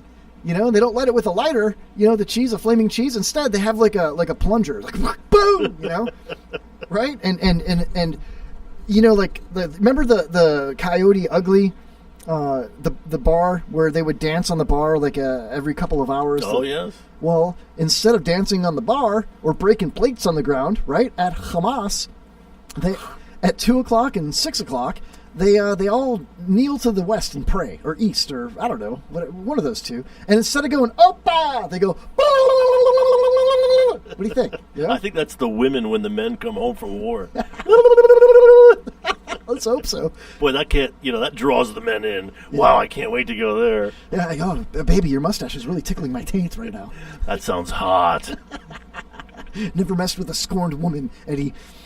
What? But think about it, like, and that's a Donnie Stopa joke, man. Like, Donnie Stopa was like, one of the bits he said at the open mic at Pokey's was, somebody asked me if I wanted a falafel, and I'm like, no, I don't want a falafel. That leads me to my joke. My joke was the food for the thinking man. You know, you think of Greek philosophers, you know? The thinking Greek man needs food to fuel that mind. It's the philosophical falafel, man. Philosophical falafel. Fuck yeah. That is deep. That's and good. It's made of sheep. Whoa. I used to do that in the kitchen when I worked at the Greek restaurant. I'd be in the kitchen there, just the door would open and somebody would like walk out with a tray of food, and just that split second while that door's open, I'd be like, meh, meh. I just slammed down the cleaver. You know, it's like mumble rapping. Like, you ever listen to mumble rap? I can't stand it, man. You know? Can you play us some? I totally can. I love this guy. Since you asked. Oh, well. Of course, it's a goddamn commercial. Oh, yeah. I'm sorry. I know you're a religious man. I didn't mean to curse. That's okay. But it's radio, man. Not really that religious. I mean. All right, here's a little bit of a Lil Pump. Here we go. Fuck my teacher called tutoring. Yeah. None of this shit be new to me. Nope. My bitch love do cocaine. Ooh. What is that, dude? Let's say what? Oh, Filbert's in the chat room. He says, I see I haven't missed anything. Meanwhile, I ain't getting no sound through Spreaker.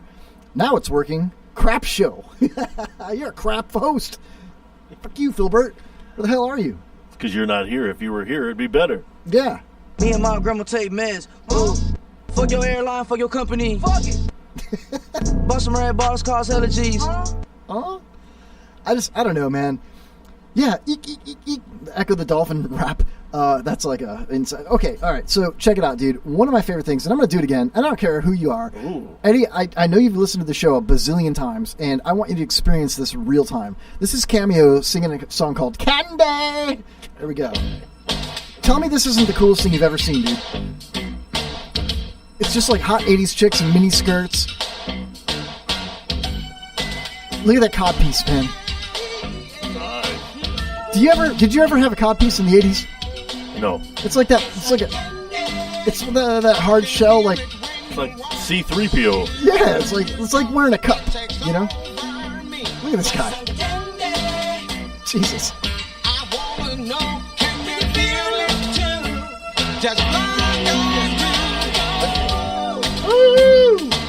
I just saw this video on the cable music channel. Are you kidding? Like in the 400s. I'm like, what is this?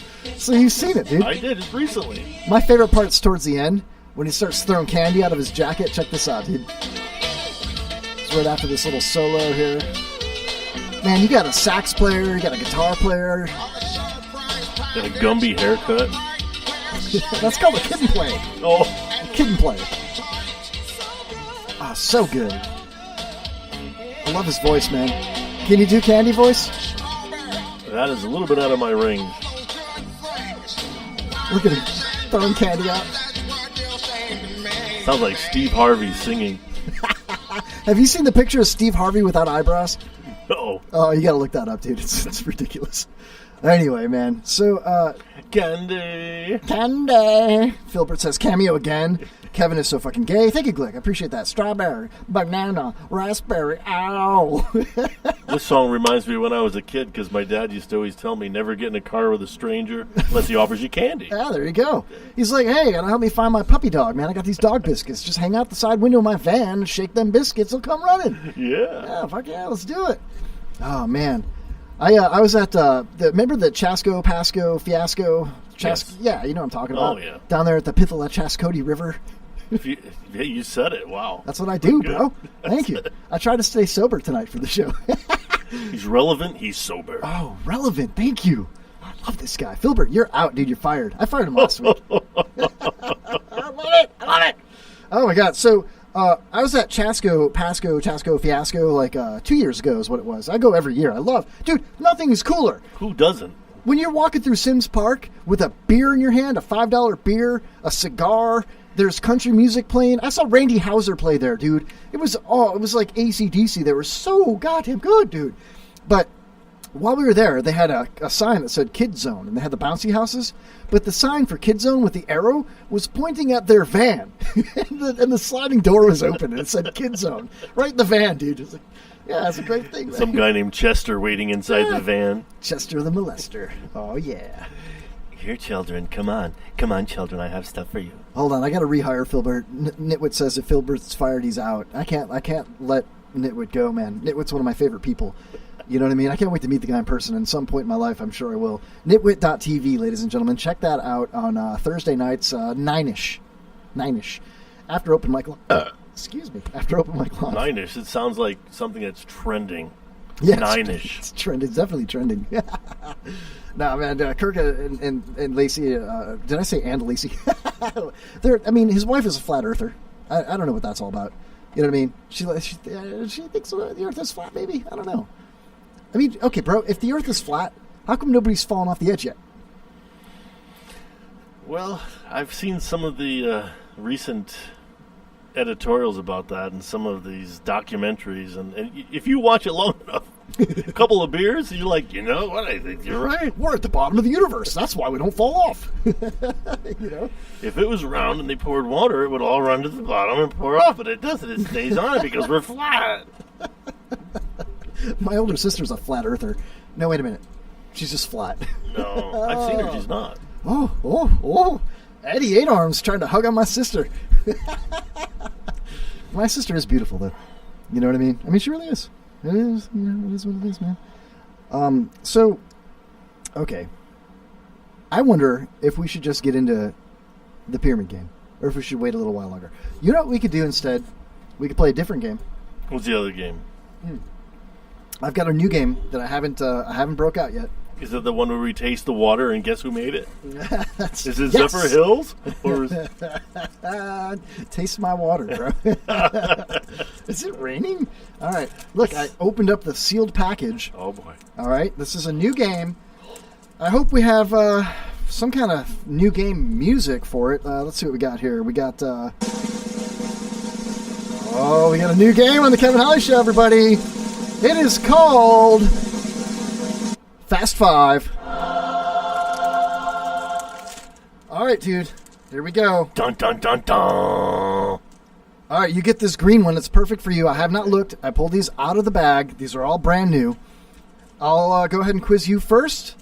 Fast 5 on the Kevin Holly Show. I should have came up with a new name for it, like Fast and Furious 5. There we go. Yeah! Yeah! All right. Name 5 things that are round. And you've got 30 seconds on the board. Wait a minute. What have you done, Eddie? What did I do? It's loading. Okay. We need the timer for this, man. You know what's messed up, though? It's giving me more time to think. Yeah, and what's messed up is I don't know if these answers are right or wrong because there's no actual answers on the back of the card. You know, this game sucks, man. It's actually up to the person asking the question to clear the answers for accuracy. I think you're right. Or the chat room. All right, for a swag pack, because guess what I got today? I got a whole bunch of new items for the swag packs. So whoever answers first, anybody that answers gets a swag pack. How about that? Here we go. 30 seconds. Name 5 things that are round. Eddie, go. The sun, the earth, the sun, moon. The earth, the moon. An album. An album. Well, a record. Basketball. A baseball. Oh, basketball, baseball. Album, you got that wrong, though. No, the vinyl. The vinyl. Vinyl. All right. Did I get vinyl in? Pack of certs, says Philbert. A basketball, a baseball, a globe, a golf ball, earth, the moon, glick, all over it. Butt plugs, says Nitwit. Philbert says Kevin's anal cysts. Wow. Wow. Eddie, I think you did it, man. You won, dude. All right. Are you ready for me on this one? All the women in Eddie's family are around. Glick says, I'm waiting on 3 swag packs. Guess what, Glick? When you come to Tampa in 2 weeks, I've got your Glick swag pack in the studio right now. I no joke. I've got Blaine the Mono CD for you that has your name on a Post-it note stuck to it. Some music, and I've got a whole bunch of marijuanagolf.com swag just for you. I should probably shout that out real quick. marijuanagolf.com, our sponsor of the Kevin Holly Show. Check out marijuanagolf.com. If you enjoy or are medicinally prescribed marijuana and you like to golf, that's the place to go. marijuanagolf.com. Type in the Kevin Holly Show in the promo box at checkout and get $10 off a beautiful, breathable golf polo, which I happen to have right here in the studio. No way. Bam! Look at that. Wow. And it's Glick's. I'm going to open it up. No, I won't open Glick's. This is an extra, extra large for Glick. Eddie, would you fit in an extra, extra large? It looks like a hefty bag. Well, it's a bag, all right. Hold on. I got MarijuanaGolf.com hats. Oh, that's nice. You get the baseball hats. And hold on. Let me find, because I want to open one of these, man. So we can see how breathable and beautiful these polos actually are. Here's one right here. Another extra large. I got it in white and black. We'll open up the black one for, oh man, it's really hard to open. Hold on, I'll stab it with, this is the perfect time to use my skull skewer. There we go. Oh, you got it. Look at that. Totally worked. That's you sharp, knew. man. Yeah. You knew you'd get to use that. Hey, don't tread on me, man. I'll cut you. Cut you up. I'll poke you in the eye with that. All right, check this out, man. Oh, my God. Oh, that material. Oh, look how nice this is, dude. I want it. It says marijuanagolf.com with a pot leaf on the front. And look what it says above the neck, below the neck in the back there. What's that say? It says, want Doritos? No. It says marijuanagolf.com. Hit the green. Hit the green, man. Hit the green. Would you like this? Can I just feel that material? No, I couldn't wear it. I know, because you work for the school system, right? I work for the school board. You're not a stoner. I'm not a stoner either. You know what I mean? I'm really not. I wish I could be, but I never went to that class. What do you think of that, though, man? That's great material, dude. Yeah, it's breathable, right? Comfortable. Could you model it for me real quick? Yeah. Just kidding. Please don't. Hold on a second. Let me take a picture of this, man. I'm going to tweet this out at Kevin Holly Show 4. I'm going to have a picture of Eddie 8 Arms with the marijuanagolf.com shirt in all of its glory. Oh, dude, that is so awesome. Look at that picture. Oh, what a handsome guy, dude. All right. I love that, dude. I'm going to go ahead and tweet that out. Check out at Kevin Holly Show 4 on Twitter. I'll go ahead and type that in the chat room in case you are chatting with us. That's a good sponsor right there, pal.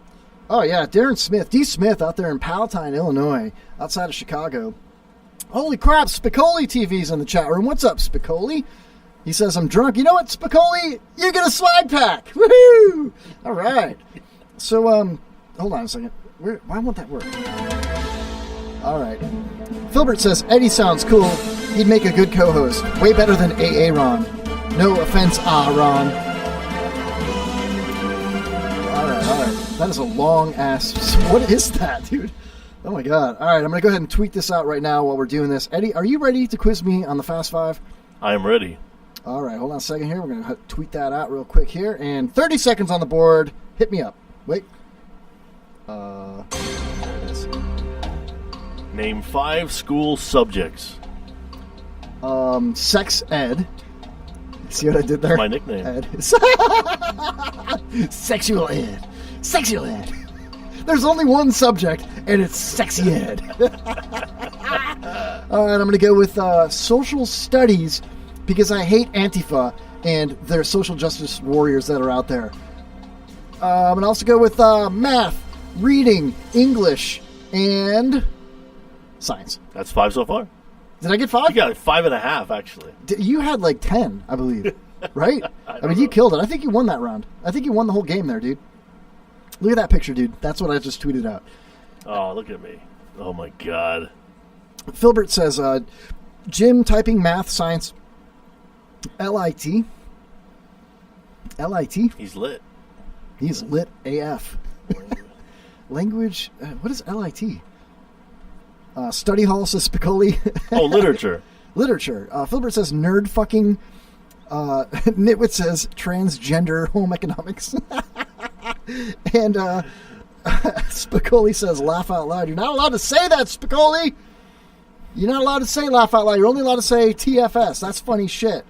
Literature, you dumbass. Hey, man, all I know is one subject I had in school, and that was candy.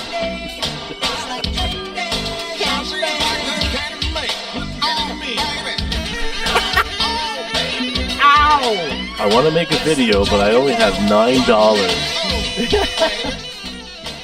Candy! Fuck, I can't get enough of it. All right, so why don't we get into another game? And Eddie, I hope you're ready for this because we've got a lot of guys in the chat room now. We got a handful of awesome people in the chat room. We've got me, we got you, and we got this game. Here we go, everybody. It is time for the pyramid game. Oh, yeah. This is the game. It's on. It's on. It's on like Donkey Kong. Oh, Donkey Kong. Oh, it's on like Viet Cong, man. Because we are heard in Vietnam. Thank you, everybody in Vietnam, for listening to us. on the Kevin Holly Show. KevinHollyShow.com. Oh my God, you're so racist. All right, we're going to play the pyramid game. This is where we ask each other clues to try to guess the words. We've got 5 words lined up, and the winner gets a swag pack in the chat room. So far tonight, Spicoli's getting a swag pack. Nitwit's getting a swag pack. Wilbert gets nothing. Glick is definitely getting 3 swag packs. So, Eddie, are you ready to play this game? I am ready. Do you want to go first, or do you want to be quizzed first? I'm going to be quizzed first. That's what I'm talking about. All right, I hope you're ready, because here it comes. 30 seconds on the board. And first word tonight, Eddie, is 2 words. First word is something that you could do to a Harley to get it to start. Without kicking it, without pressing the button. Put your mouth on the exhaust, and you... Blow. No. Turn the key. No. Okay, let's... Push start. Close, no. Blow start. When you're eating a lollipop, you're doing this to it. You're sucking on it. Right, so the first word, suck. The second word is in between your legs. Suck dick. Close. It's the suck cock. The 2 little dangly things. Suck balls. Suck balls! At the buzzer, you got it! I'm going to give it to you because it took me a second to start the clock. So you got it. Suck balls. Balls. That's how you start a Harley? You suck start a Harley. You ever heard that? Like, oh, your girl's so good at giving head, she could suck start a Harley. You never heard that before? I have never heard that. Filbert said... I gotta get out more. Filbert said blow it first, then he said suck dry. Suck start. Nitwit got it. Nitwit gets a swag pack because he totally got that. Suck start. Damn, says Filbert. Suck balls. Nitwit got it. What the fuck is suck balls? All things Kevin does during breaks, according to my ex-co-host, Filbert. All right, you ready for the second one? I think he has co-host envy. I think you're right. I mean, who wouldn't envy those pipes?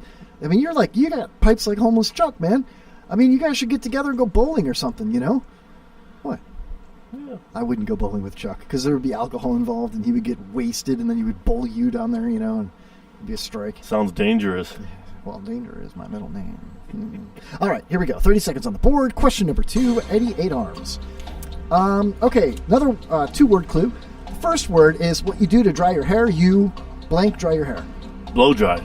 Blow is correct. Second word, there's many different styles of these. Sometimes they're in a basket at the bar so you can munch on them. Nuts. So the words are... Blow nuts. Blow nuts! Dude, you're killing it. I'm a natural at these. You are, dude, at these. Nuts! Oh, that's too easy! These nuts. Too easy! Oh, my God. Okay. So you got suck balls and blow nuts. Question number 3. Are you ready? Blow dry, blow nuts. Nitwit got it again, man. I'm ready. You and Nitwit are neck and neck. You're necking right now. Here we go. Question number 3. 30 seconds on the board. Another 2-word question. First word is what you do when you have a pile of chicken wings in front of you. What do you do to those chicken wings? Devour them. Yes, it's a smaller word than devour. It's just, a common thing. Eat. Yes. And the second word is what comes out of your butt when you go to number 2.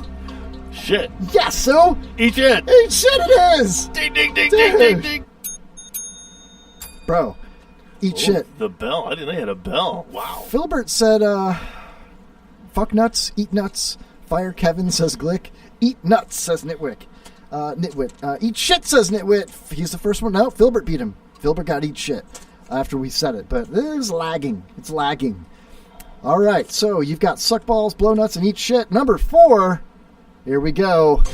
If you've got a really big anything in your mouth and you try to swallow it, but it won't go down, what are you doing? Gagging. Close. Choke. Choke it is. Damn. This dude is on fire tonight. Choke. All right, question number 5.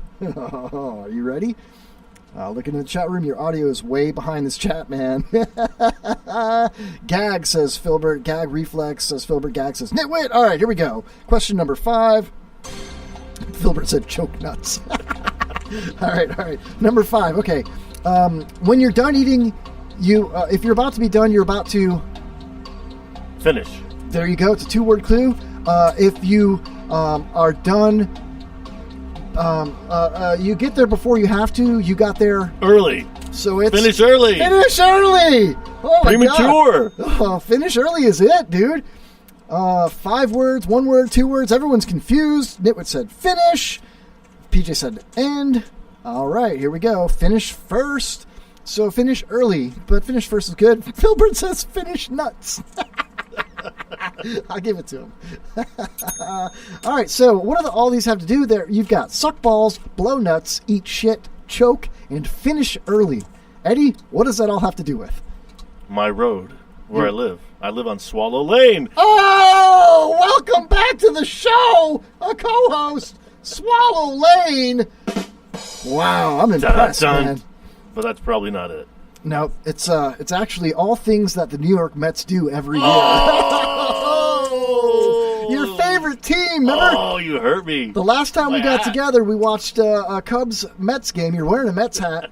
Mets hat. Yeah, and you would think I would have guessed that. I mean, dude, your team blew our team out, man. Remember that? We were sitting at the bar. We were at, what was it, Cricketers?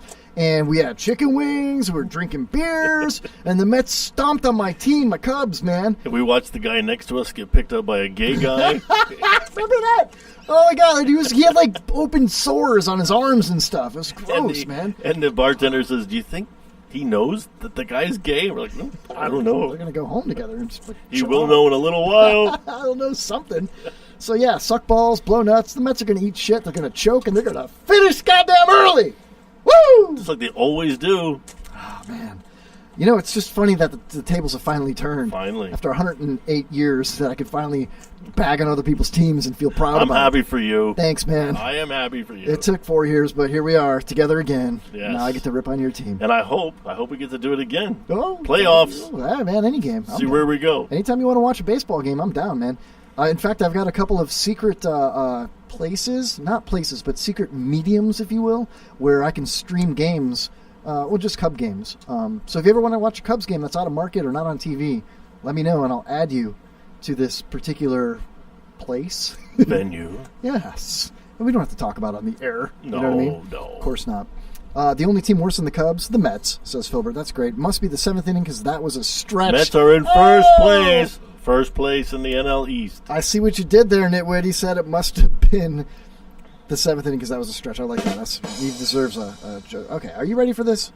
Because it is the pyramid game, Eddie. And you're a champ, man. You got all 5, dude. But you didn't get the bonus, so I still have a chance to beat you.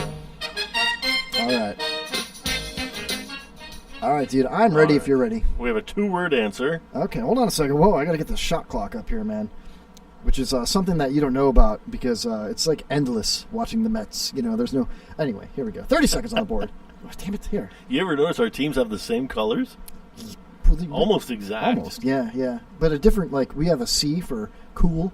You have a M for meh. Meh.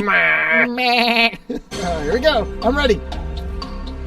It's a 2-word answer. The original condom. The original condom. Derek's, it's 2 words. Trojan horse. Galactic prophylactic. It glows in the dark. I will also say it is under. Let's see. You're gonna have to give me some clues, man. 30 more seconds on the board. I had a very good clue for this too. It's okay. You're new to radio, man. That's it's all right. We'll give you a pass. I choked. Oh, just like your team. It's the original condom. The original condom. Prophylactic. Let's see. Sheepskin. Yes. Oh! Good job. Woo! Thank you. All right, sheepskin. Next question. 2 words. A rock group named for a vibrator. Led Zeppelin? More of a blues band. The Blues Brothers? Let's see. I'm not looking in the chat room. I know Nitwit got the last one. One's name is Fagin. Fagin? The Moody Blues? Peter Fagin? Pete Seeger? Bob Seeger? God damn it. Hey 19. Hey 19. I fucking got it wrong. I don't know. Stillhouse Shakers? Steely Dan? Steely Dan. Nitwit got it again. This guy's so smart. Philip said, well, I should give credit to Nitwit said lambskin before, so he got that. Filbert said love glove and saran wrap. Nitwit nailed it, though, at 21:49. He's behind all of us with Steely Dan. Walter Becker, Denny Diaz, Steely Dan it is. All right, good job, Nitwit, man. All right, so I didn't get that one. Are you ready for number 3? I'm ready. All right, here we go. 30 seconds on the board. The brand of condoms most men ask for when accompanied by their woman. When accompanied by their woman. They're always going to ask for this one. I'm going to name condoms I know about. Trojan, Durex. What's that other one? The other one, I don't use condoms, man. You know what I mean? So, I go raw dog, man. If you're with your woman, you're going to offer this. You're going to want to buy this one. Magnum. Oh! Because when I do use a condom, it's a Magnum. That's right. Magnum PI for pretty impressive. Thank you. Good job. Holy shit. All right. Extra large said Nitwit ribbed. PJ said, Filbert said black Magnum. Magnum's fucker. All right, here we go. Question number 4. 2 words, 2-word answer. What do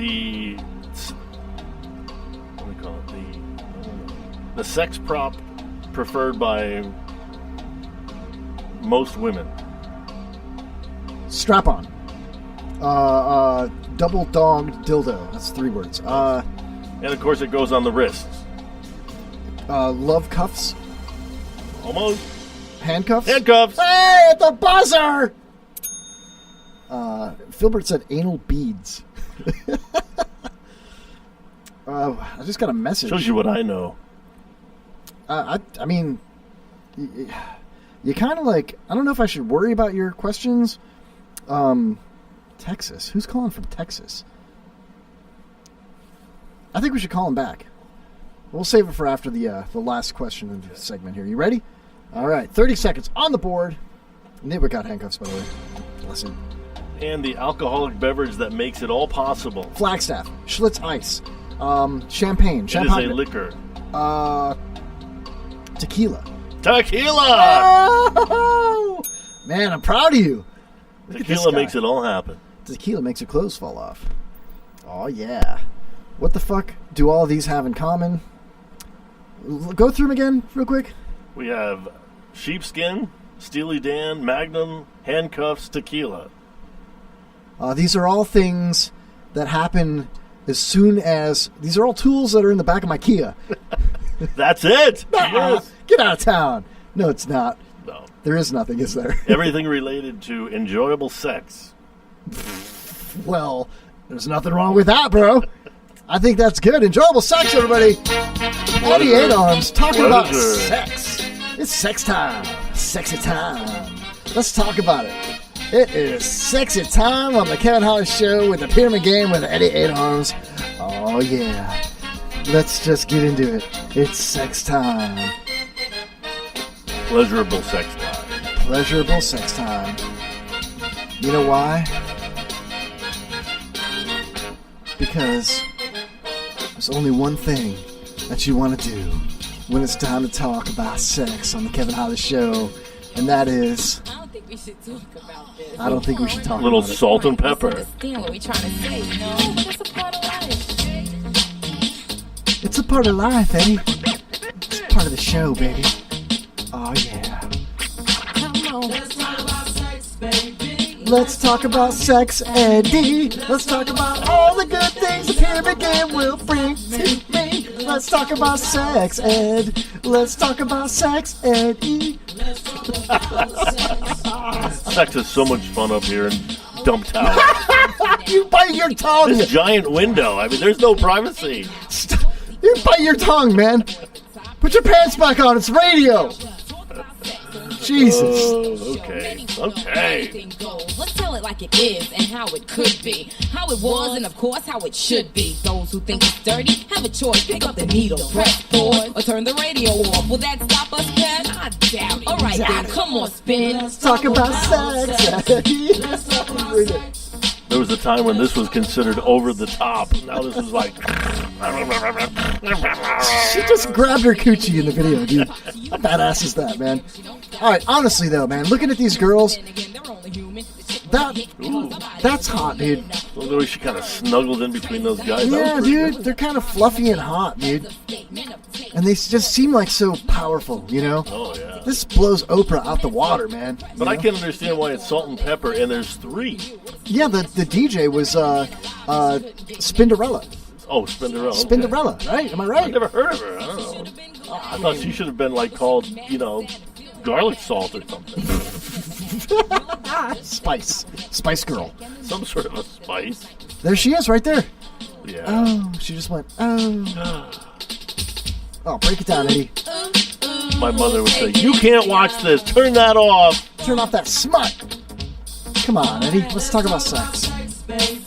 Let's talk about sex, Eddie. Let's talk about all the good things that he'll talk about with Kevin Holly. Awkward. Let's talk about sex, Eddie. My girlfriend's listening to this going, what were you guys doing? Well, you're the one who said the sex is so much better in the dump tower. What the hell? That's true. I did start the whole thing. Never been sex in here, man. Never. I've tried so hard to get Lori B to come up here so we can christen this place. It's just, you know. She's like, I need a little more room than this. Come on. Yeah, what are you trying to say? Her boobies are so big that she needs more room up in here? Exactly, yes. And all right, let's see what I'm not even going to bother with this. It's a weird area code. If that person wants to call back the show, then call back. Call the show, 727-237-6010. You're not going to call Texas? Should I call Texas? You should call Texas. Let's do it. Why not, man? I'll call him. I ain't scared. No, man. I'm going to call Texas right now. Let's see what it is. It's going to be a bill collector or something weird. All right, here we go. And we're doing it live on the radio here. All right, and we're on. Oh, Jesus, I'm so scared. Hello. Hello, you're live. Hey, is this Kevin Holly? Quite possibly, yes. Who's this? You're live in the air, by the way. Oh, this is Donnie Stopa. Oh my God, Donnie Stopa. Welcome to the show, my friend. Yeah, man. Thanks, man. I appreciate you having me. You're not downstairs right now? I'm about to pull into the professional center. Are you serious? Oh my God. Ladies and gentlemen, Donnie Stopa about to come up to the Kevin Holly Show. I'll tell you what, man. We'll take our break 3 minutes early, and I'll come downstairs and let you in, man. Sound good? All right. Hell yeah, man. All right, we'll be right back with more of the Kevin Holly Show with Donnie goddamn Stopa. Woohoo! Oh, man, this is awesome. I'm so excited, man. I'm telling you, you guys are going to love Donnie Stopa. And now he's going to bomb since I said that. He's going to burn through all his bits before we even get to... All right, we'll be right back with Donnie Stopa live at the Kevin Holly Show. If you just tuned in, where the hell have you been? Your favorite community station. Wait a minute. That was the first break, man. I'm supposed to play the second break. What am I thinking? Here we go. Attention, please. We are controlling transmission. If we wish to make it louder, we will bring up the volume. Loud noises! I'm only human after all. I'm only human. WBRFM wants to say thank you for the support that our listeners give our presenters. You know that I could use somebody. I just love the music. Like, great music. Everybody's on the run. Everybody's on the run. We aim to give the listeners what they want on their show. Music, fun, more. They don't own me. You'll find it here on WBRFM. Listen now.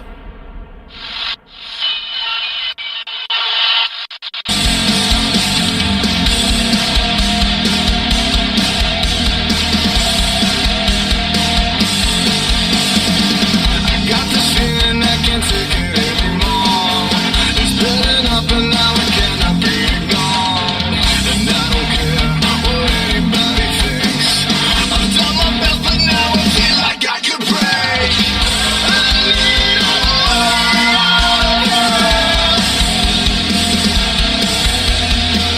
let's do this now.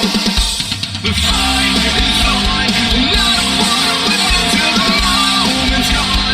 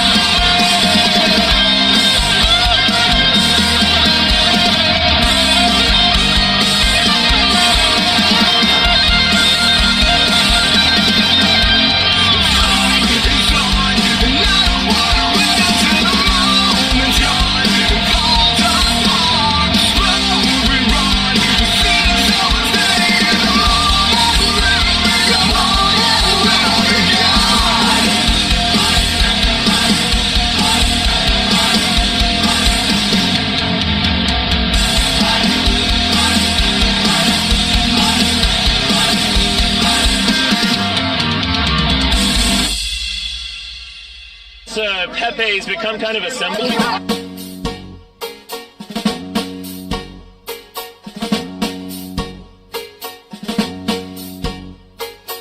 So you wanna be Antifa? We're taking down the West. Unless your mom finds your bandana, she'll never guess. Even though you're anti-fascist, can you act like a fascist if you need to? Ooh, that's bad. Never talk to the camera, there is nobody that you should ever speak to. And we're the anti-fat kid, cause you're gonna get hit. So you wanna be Antifa, you wanna change the world. Be like Yvette Flocka, what an amazing girl. Keep covering your face when you cover them in mace, let me tell ya. When the right try to talk, you can use a bike block to defend you. And wear a black outfit, so they know who to hit. Come on down to Berkeley, get on from the beach. You can punch a Nazi if he's using free speech. You'll never catch us, we're anonymous. Find a random signpost, kick it all around. Find a random trash can, burn it to the ground. What point do you prove when garbage is moved? We don't know.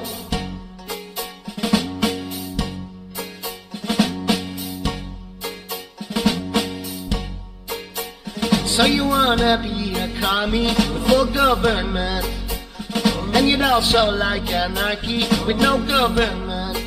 It's pretty much the same, no, it's definitely not a contradiction. Don't be questioning our logic, and I'm sure you'll make a great new addition.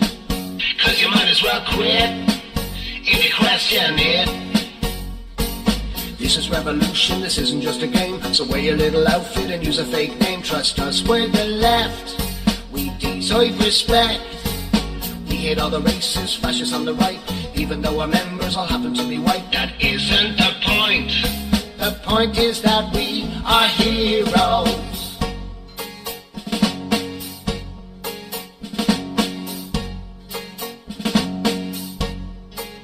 Hey, thanks for listening to the Lutopia?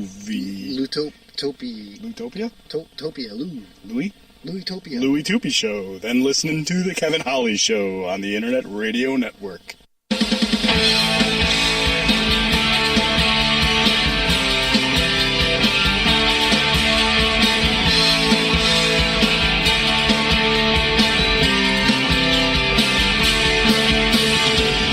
Pressed lips and tender hips turning in my head.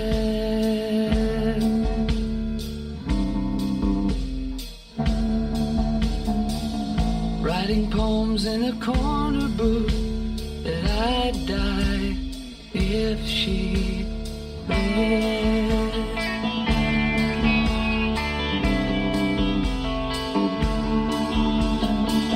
Seeing her in but a silver cross lying on her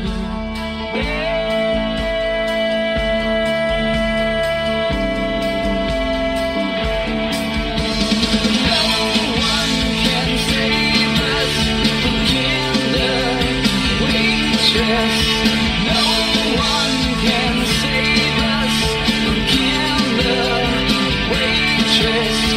Nobody can save us but Kinder Waitress. Always turns me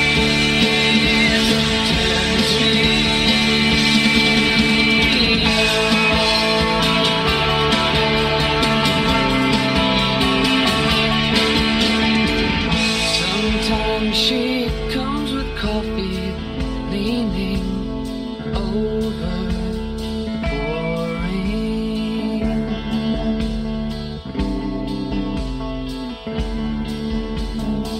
I'd like to gently pull her to me and kiss her with no warning.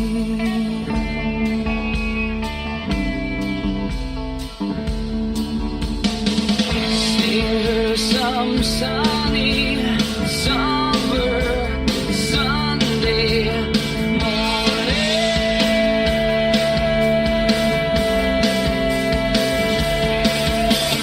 No one can save us from Kinder Waitress.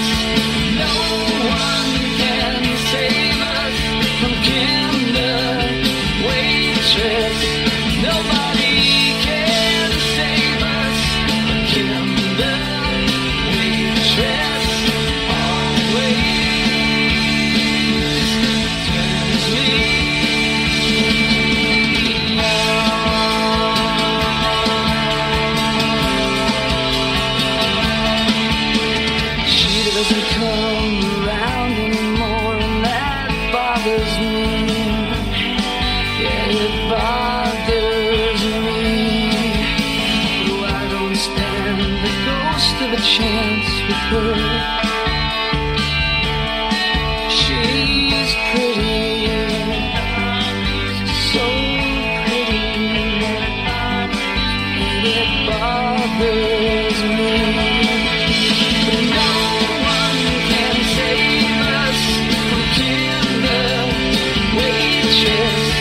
No one can save us from Kim the waitress. Nobody can save us from Kim the waitress. Always turns me down.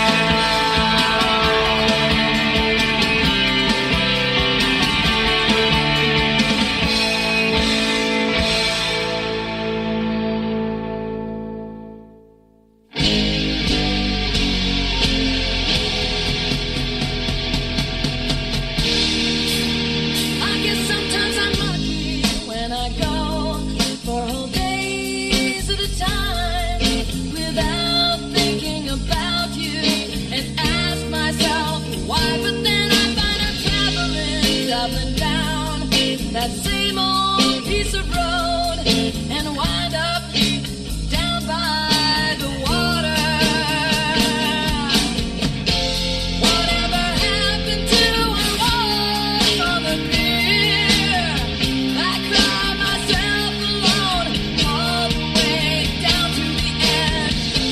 I drink my bottle dry and I heave it across the bay to the sand, smashing outside your door. Oh, now there goes Romeo, hand in hand with his punk rock Juliet. They remind me of two people that I'm trying my best to forget. I can hear their sweet nothings on the wind as I hurry to get by, diverting my gaze to the open Bay Bridge. Whatever happened to our walk on the pier? I cry myself alone all the way down to the end. I drink my bottle dry and I heave it across the bay to the sand, smashing outside your door. Would that be you, honey? Way over on that other side, flashing a signal to me down by delivery line. 'Cause if I only knew, I'd jump in that water and swim right across, drowning in my relief. Maybe I should be warning them. Should I say, don't do something you'll regret?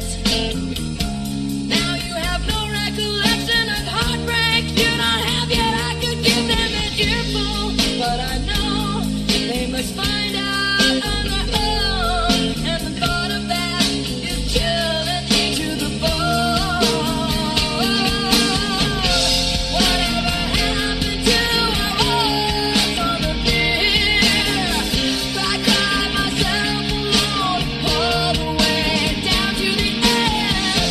I drink my bottle dry and I heave it across the bay to the city, smashing outside your door.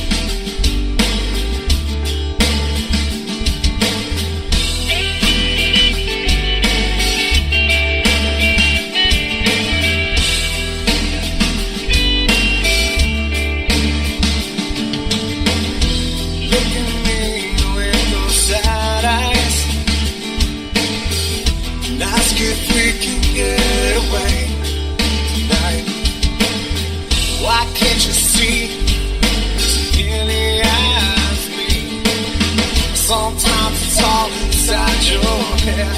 That's when she said,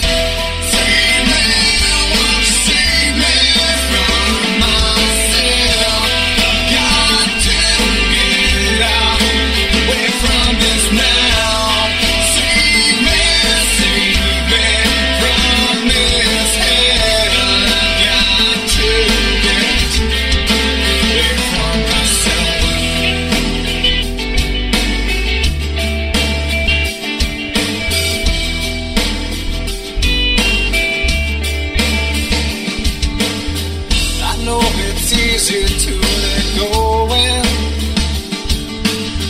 the waves of life come crashing in. Someday you'll see as clearly as me. Someday you'll be okay again. That's when she said, save me, won't you save me from myself? Got to get out, away from this now. Save me from this hell. Got to get away from myself.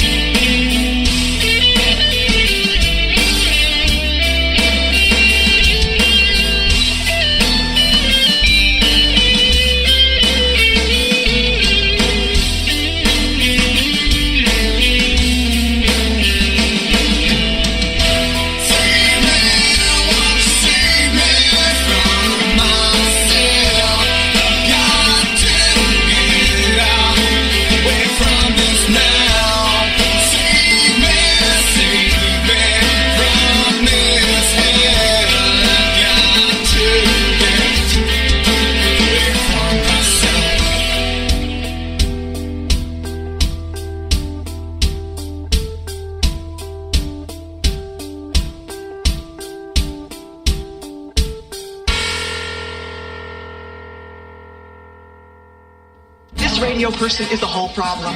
Are we going to allow this guy to be heard by anyone who can turn a dial? Got a pirate radio station. Nobody knows who he is. You out there? You listening?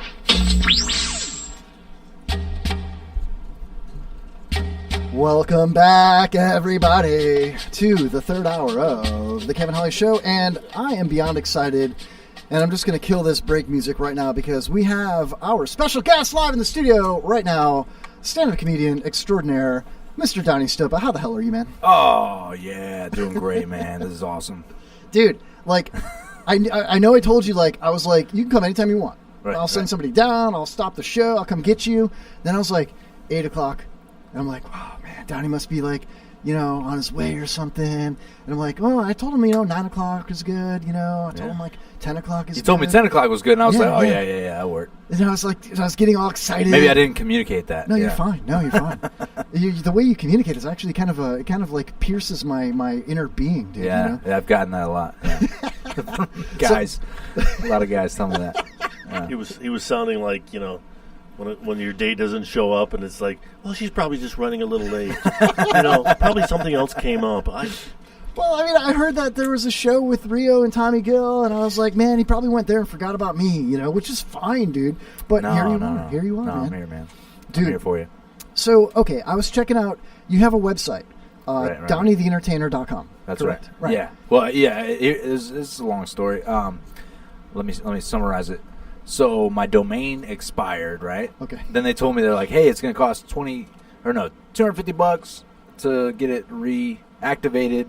And I said, I don't have that. So I decided to make another website. So I'm doing a whole new website right now. I'm in the process of making it.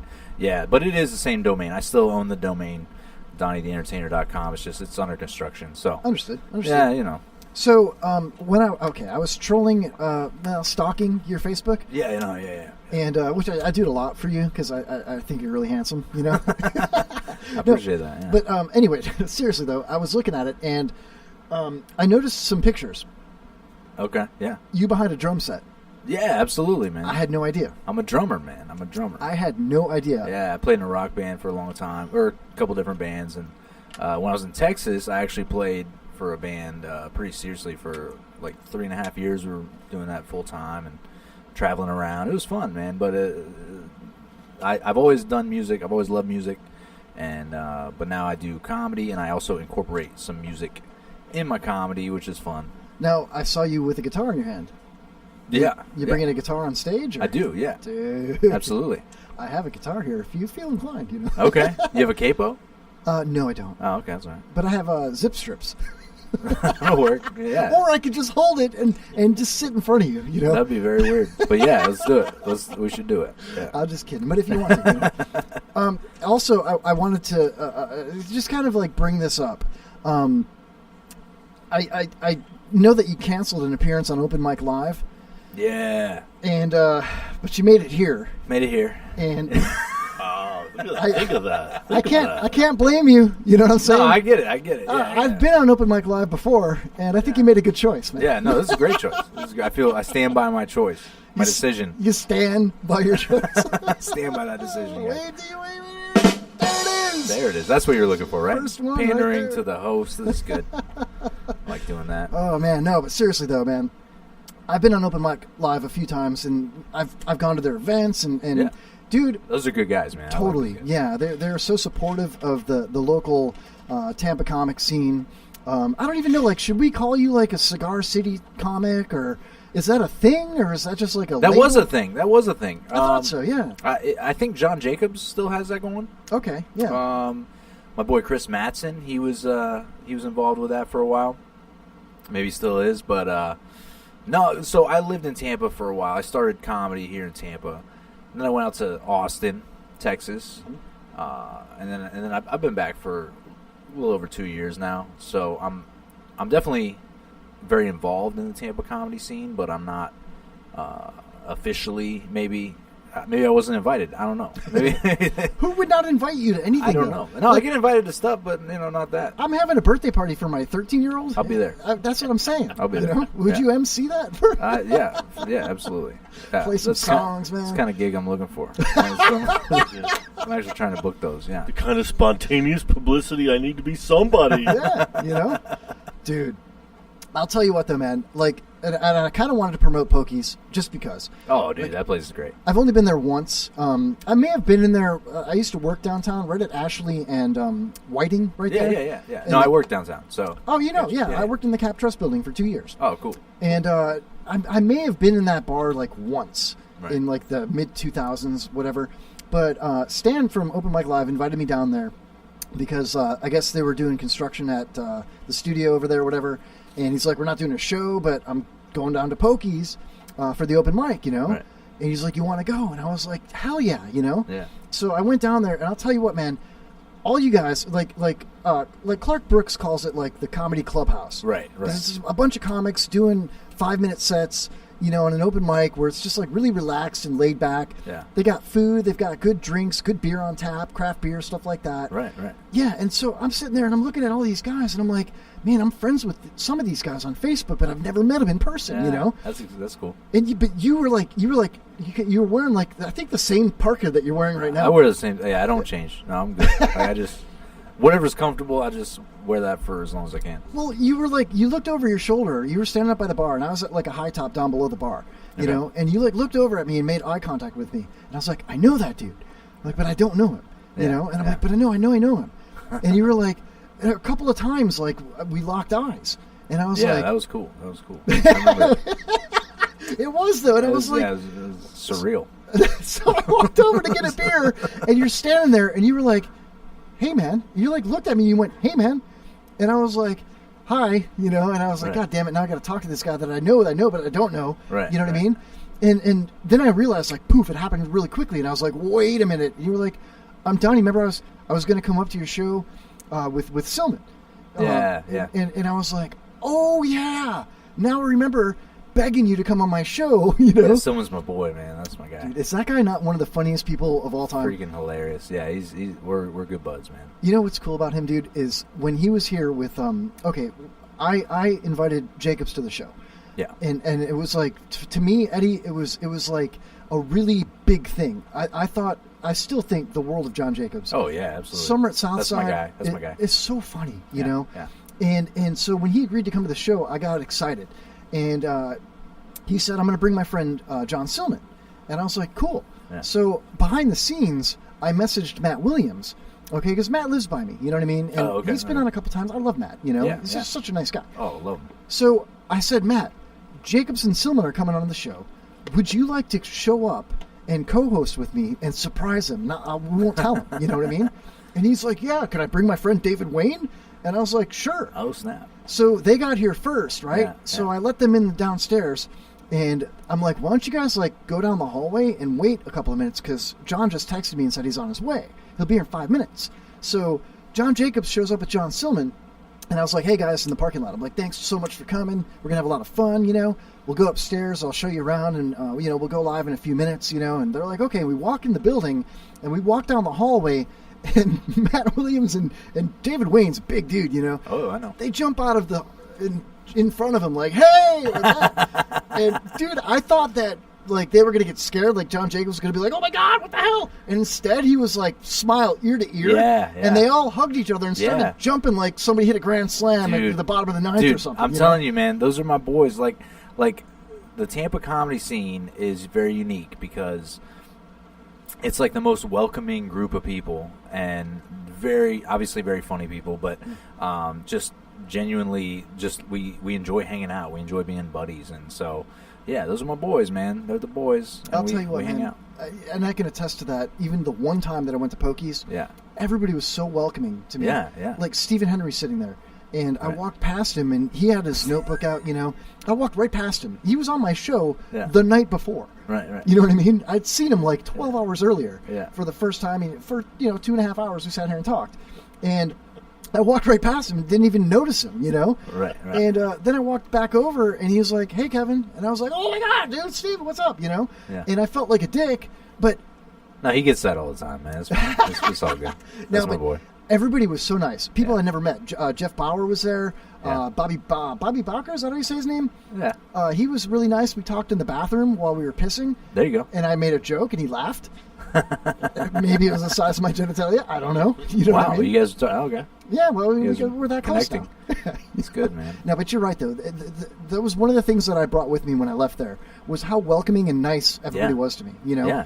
It was a really cool experience for just being at an open mic for a few hours. You guys do that every week, and you're working all the time. Yeah. You've been at the Improv. You've been at Coconuts doing your writing thing. Yeah, and Side Splitters, all that. Yeah. I mean, how does that feel, dude? Do you feel like you're a rock star, or, I mean, is it... No, man, I tried the rock band thing, and that didn't work out, so I'm here on the Kevin Holly Show talking about comedy. No. I love doing comedy, man. It's just it's cool because you kind of get to give people an opportunity to laugh. You give people, you bring something that people need. People need to laugh. People need to loosen up. And so I love that, man. I just love connecting with an audience. That's it. So I feel like I don't want to do anything else. I've wanted to do this my whole life, so that's what I'm going to pursue. Now, are you doing a full-time job besides comedy, or? I have a part-time job where I work for a couple hotels downtown Tampa. Okay. So I'm basically a greeter / shuttle driver. Cool. Kind of. Yeah. So I meet a lot of cool people. It's Bro, nice. We're like family. I used to be a courtesy driver for a big car dealership out here. Oh, nice. Yeah, I used to take people back and forth all the time. Yeah. So I do that kind of thing, and it's cool. But between that and comedy, that keeps me busy and helps me pay the bills and all amazing. That. So do you still live downtown, or? I'm moving downtown, actually. I live north of downtown, about maybe 15 minutes. Okay. But I'm about to move downtown here in the next couple weeks. So you're committing to the downtown Tampa scene. Yeah, man, it's great. I love being downtown. Yeah, it's awesome. And also I have gigs in St. Pete Beach. Mm-hmm. I'm closer to the interstate that way, closer to the bridge. Yeah. And then I can also go up north if I need to go to Side Splitters or whatever. So yeah, Coconuts in Palm Harbor, or Snappers rather. Snappers, yeah, right Snappers. On 19 there.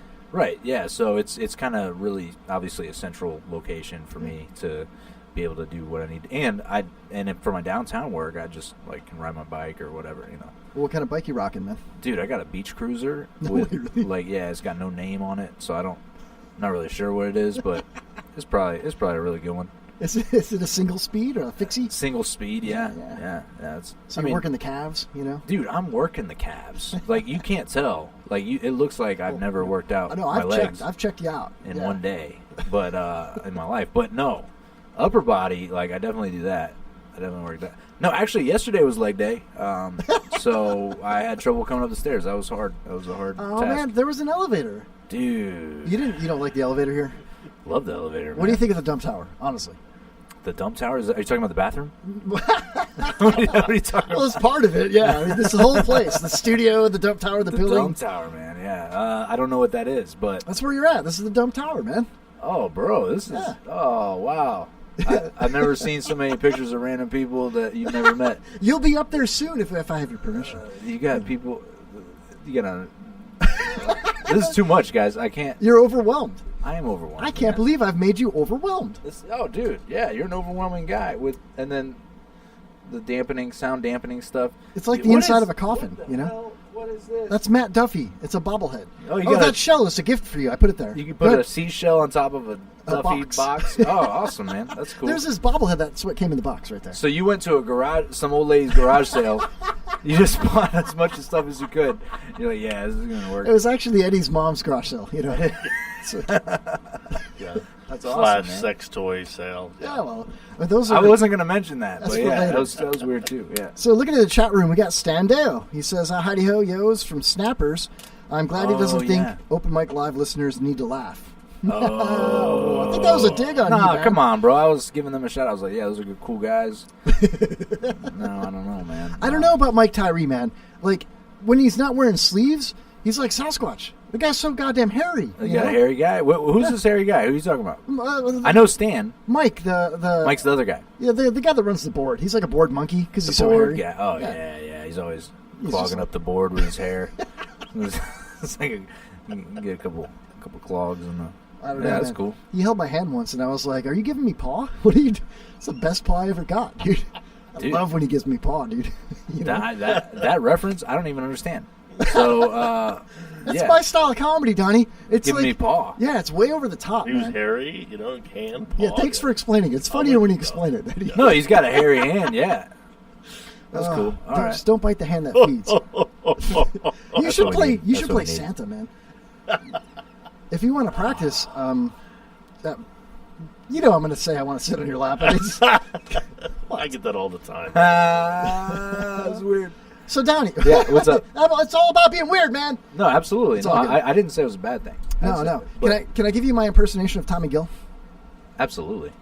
I do those all the time. Yeah. Do you really? Like just at home in the mirror, yeah. All right. Hold on a second. All right, my impersonation of Tommy Gill. Okay. Oh, fuck. It's off. Here.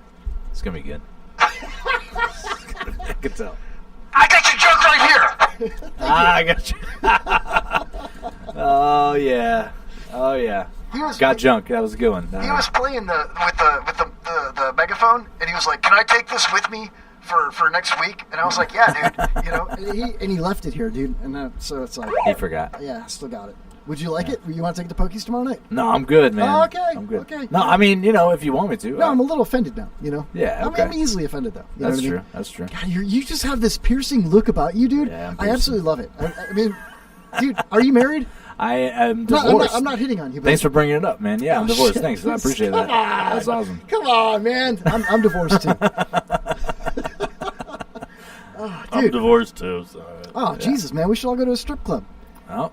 Or just fuck it. We should just get some streetwalkers to come up to the studio. There are a lot of I was like trying to find the place, and all I found I was like, wait, is it this behind this strip club or the other strip? I can't figure it out. There were a lot of strip clubs. That's what I'm trying to say. There is a lot.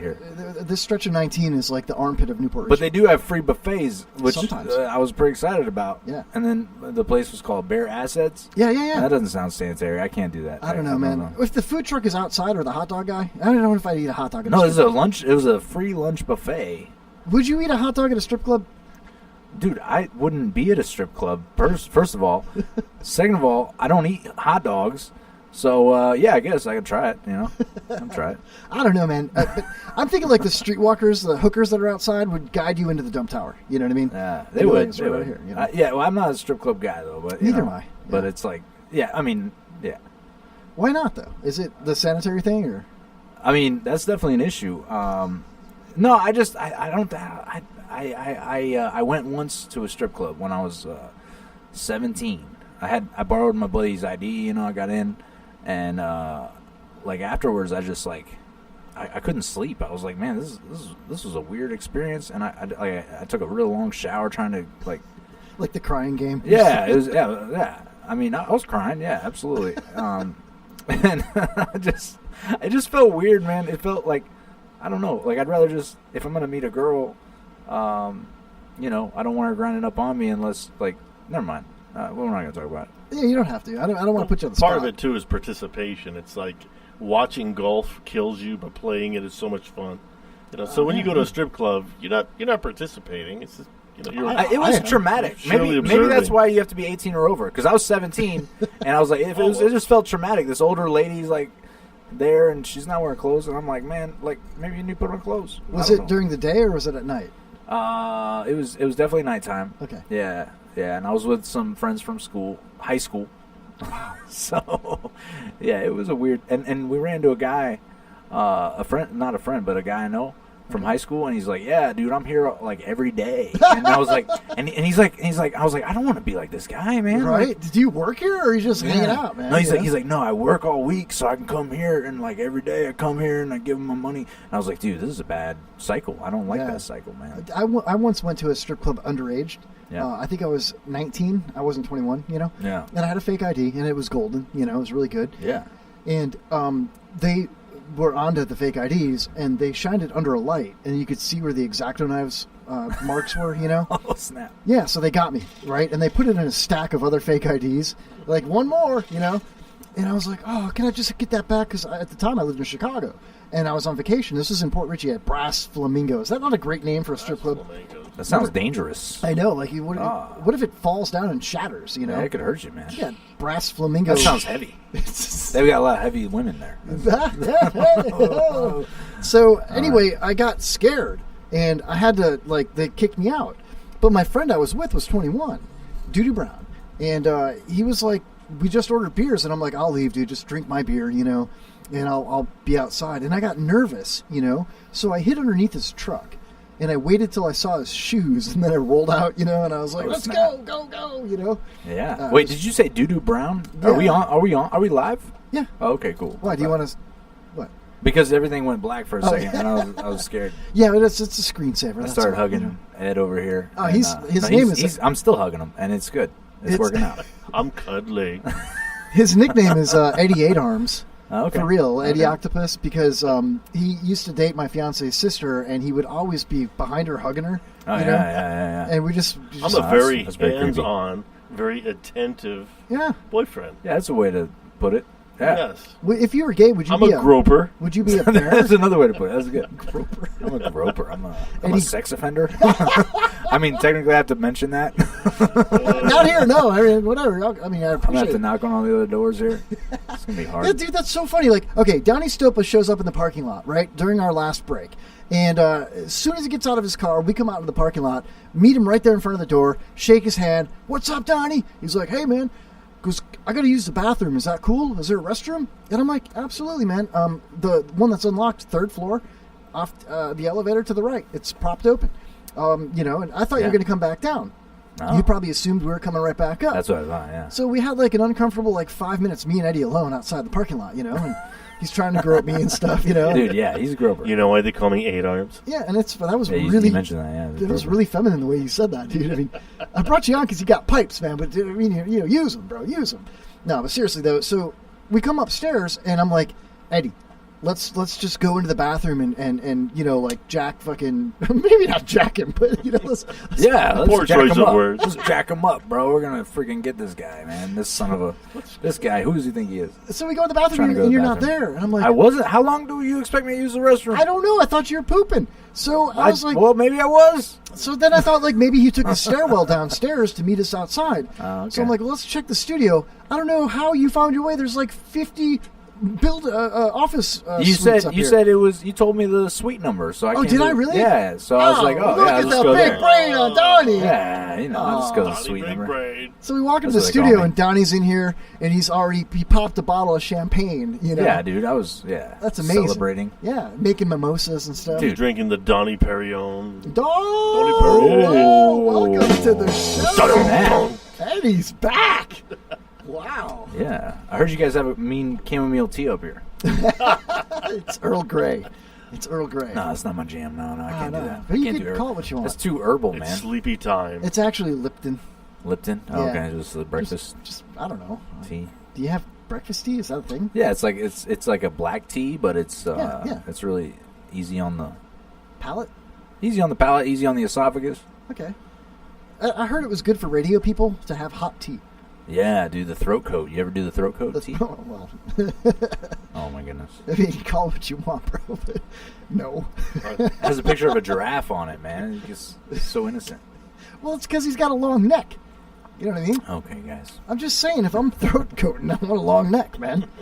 What? I definitely want to be the provider, not the receiver, you know. Okay. Have you ever watched a baby giraffe born before? No, I'm interested. Have you? You didn't see the Facebook Live video that was on every goddamn day? The giraffe's about to give birth. Giraffe's about to give birth. I don't have time for that, man. I gotta Neither do do stuff, I. man. Yeah, I know, man. Me too. No, yeah, right, dude. You're like, whatever, man. Come on. Oh, you sit in front of the freaking computer and watch it.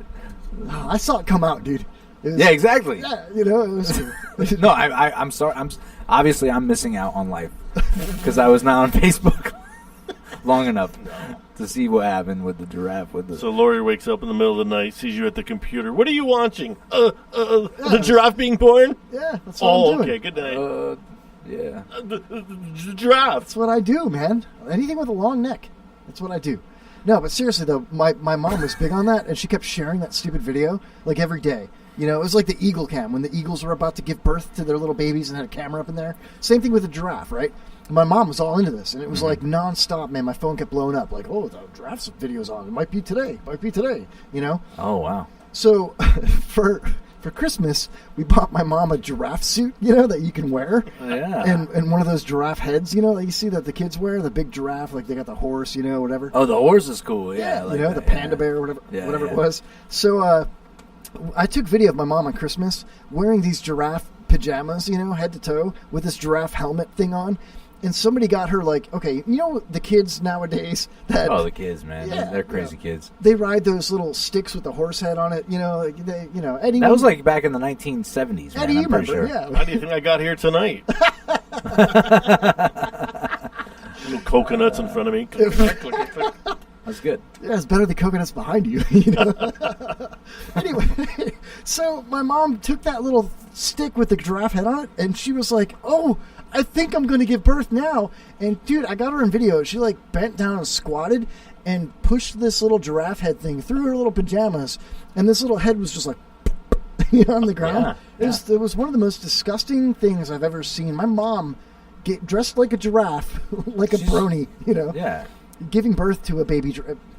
So you got to go viral, man. You can't. You know, I tried. That's what I did at man. all costs. Yep. You know, I Facebook lived it and I tagged it like the same hashtag, like baby giraffe, and like I don't know. There's like 13 people that watched it. There you go. That's viral. Yeah, it was pretty. It was a virus of some sort, man. I don't know. You know, I feel like Donnie's. You know, when he goes like that, I feel like he's like I'm judging you. Yeah, no, I'm not. No. I don't judge anybody, man.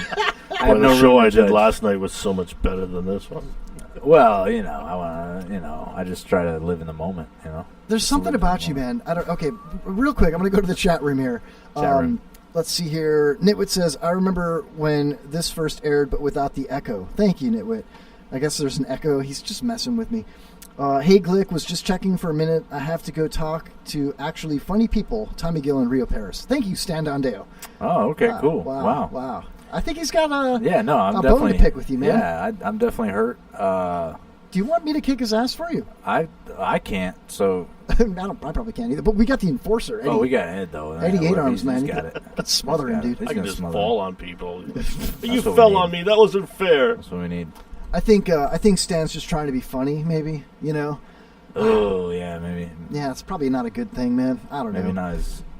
Speaking of funny, we got Donnie Stopa in the studio tonight. Oh, hello. Donnie's in the house. There it is. Donnie, there it is. Yeah. There's like I keep saying, there's something about this piercing look you have. Yeah. Okay. And the dimples, you know, it's just like when you laugh and giggle like that, you just have this like electric face, like that. Okay. Like it lights up the little studio. This guy's doing some shrooms before the show. I don't know. Maybe.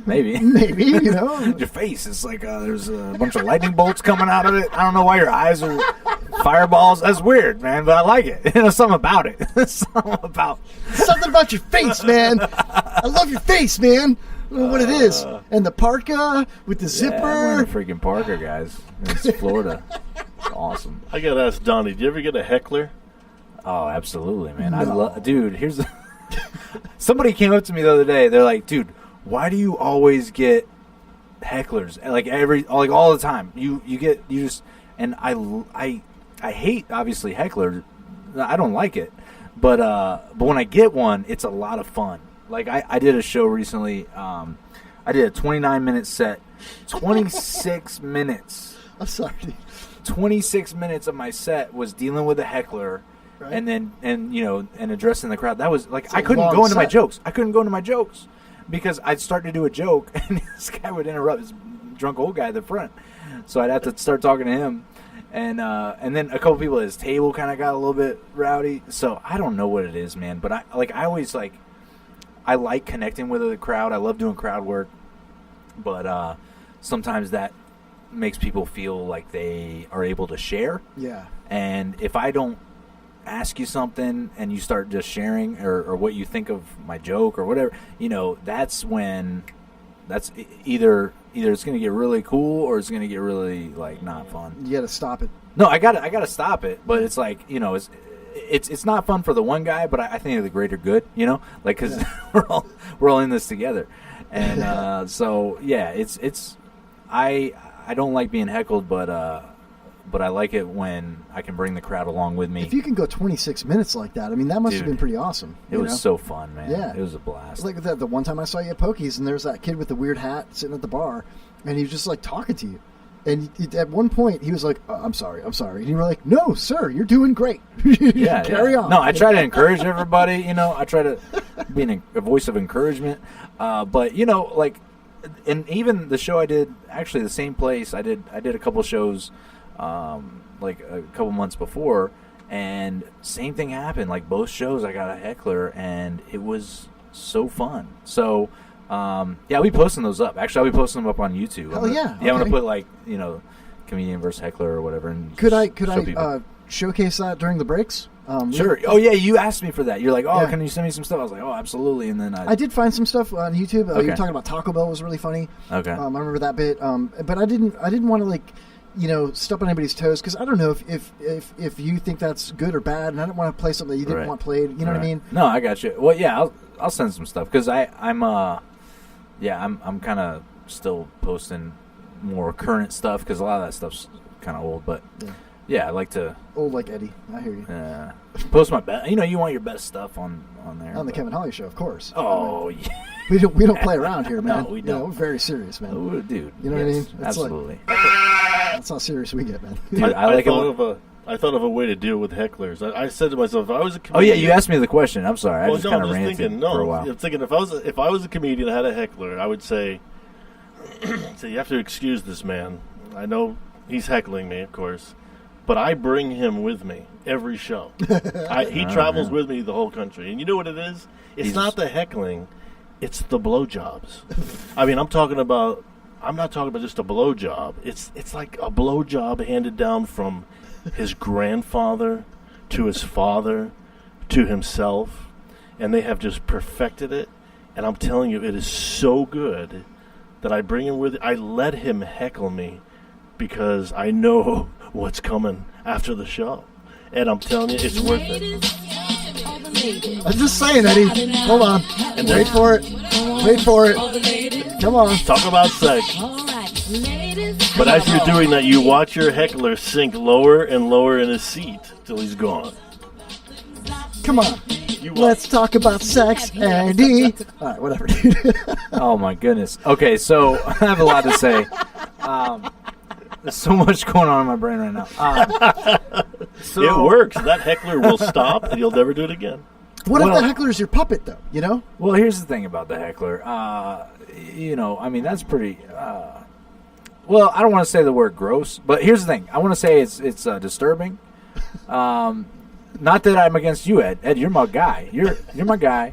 But this guy, okay, you got to meet them where they are. You can't, you got to... And you could say, oh, yeah, this is the last time I bring my dad. There you show, go. you know, Yeah. like, you know, whatever you want to say, but you have to like meet the heckler.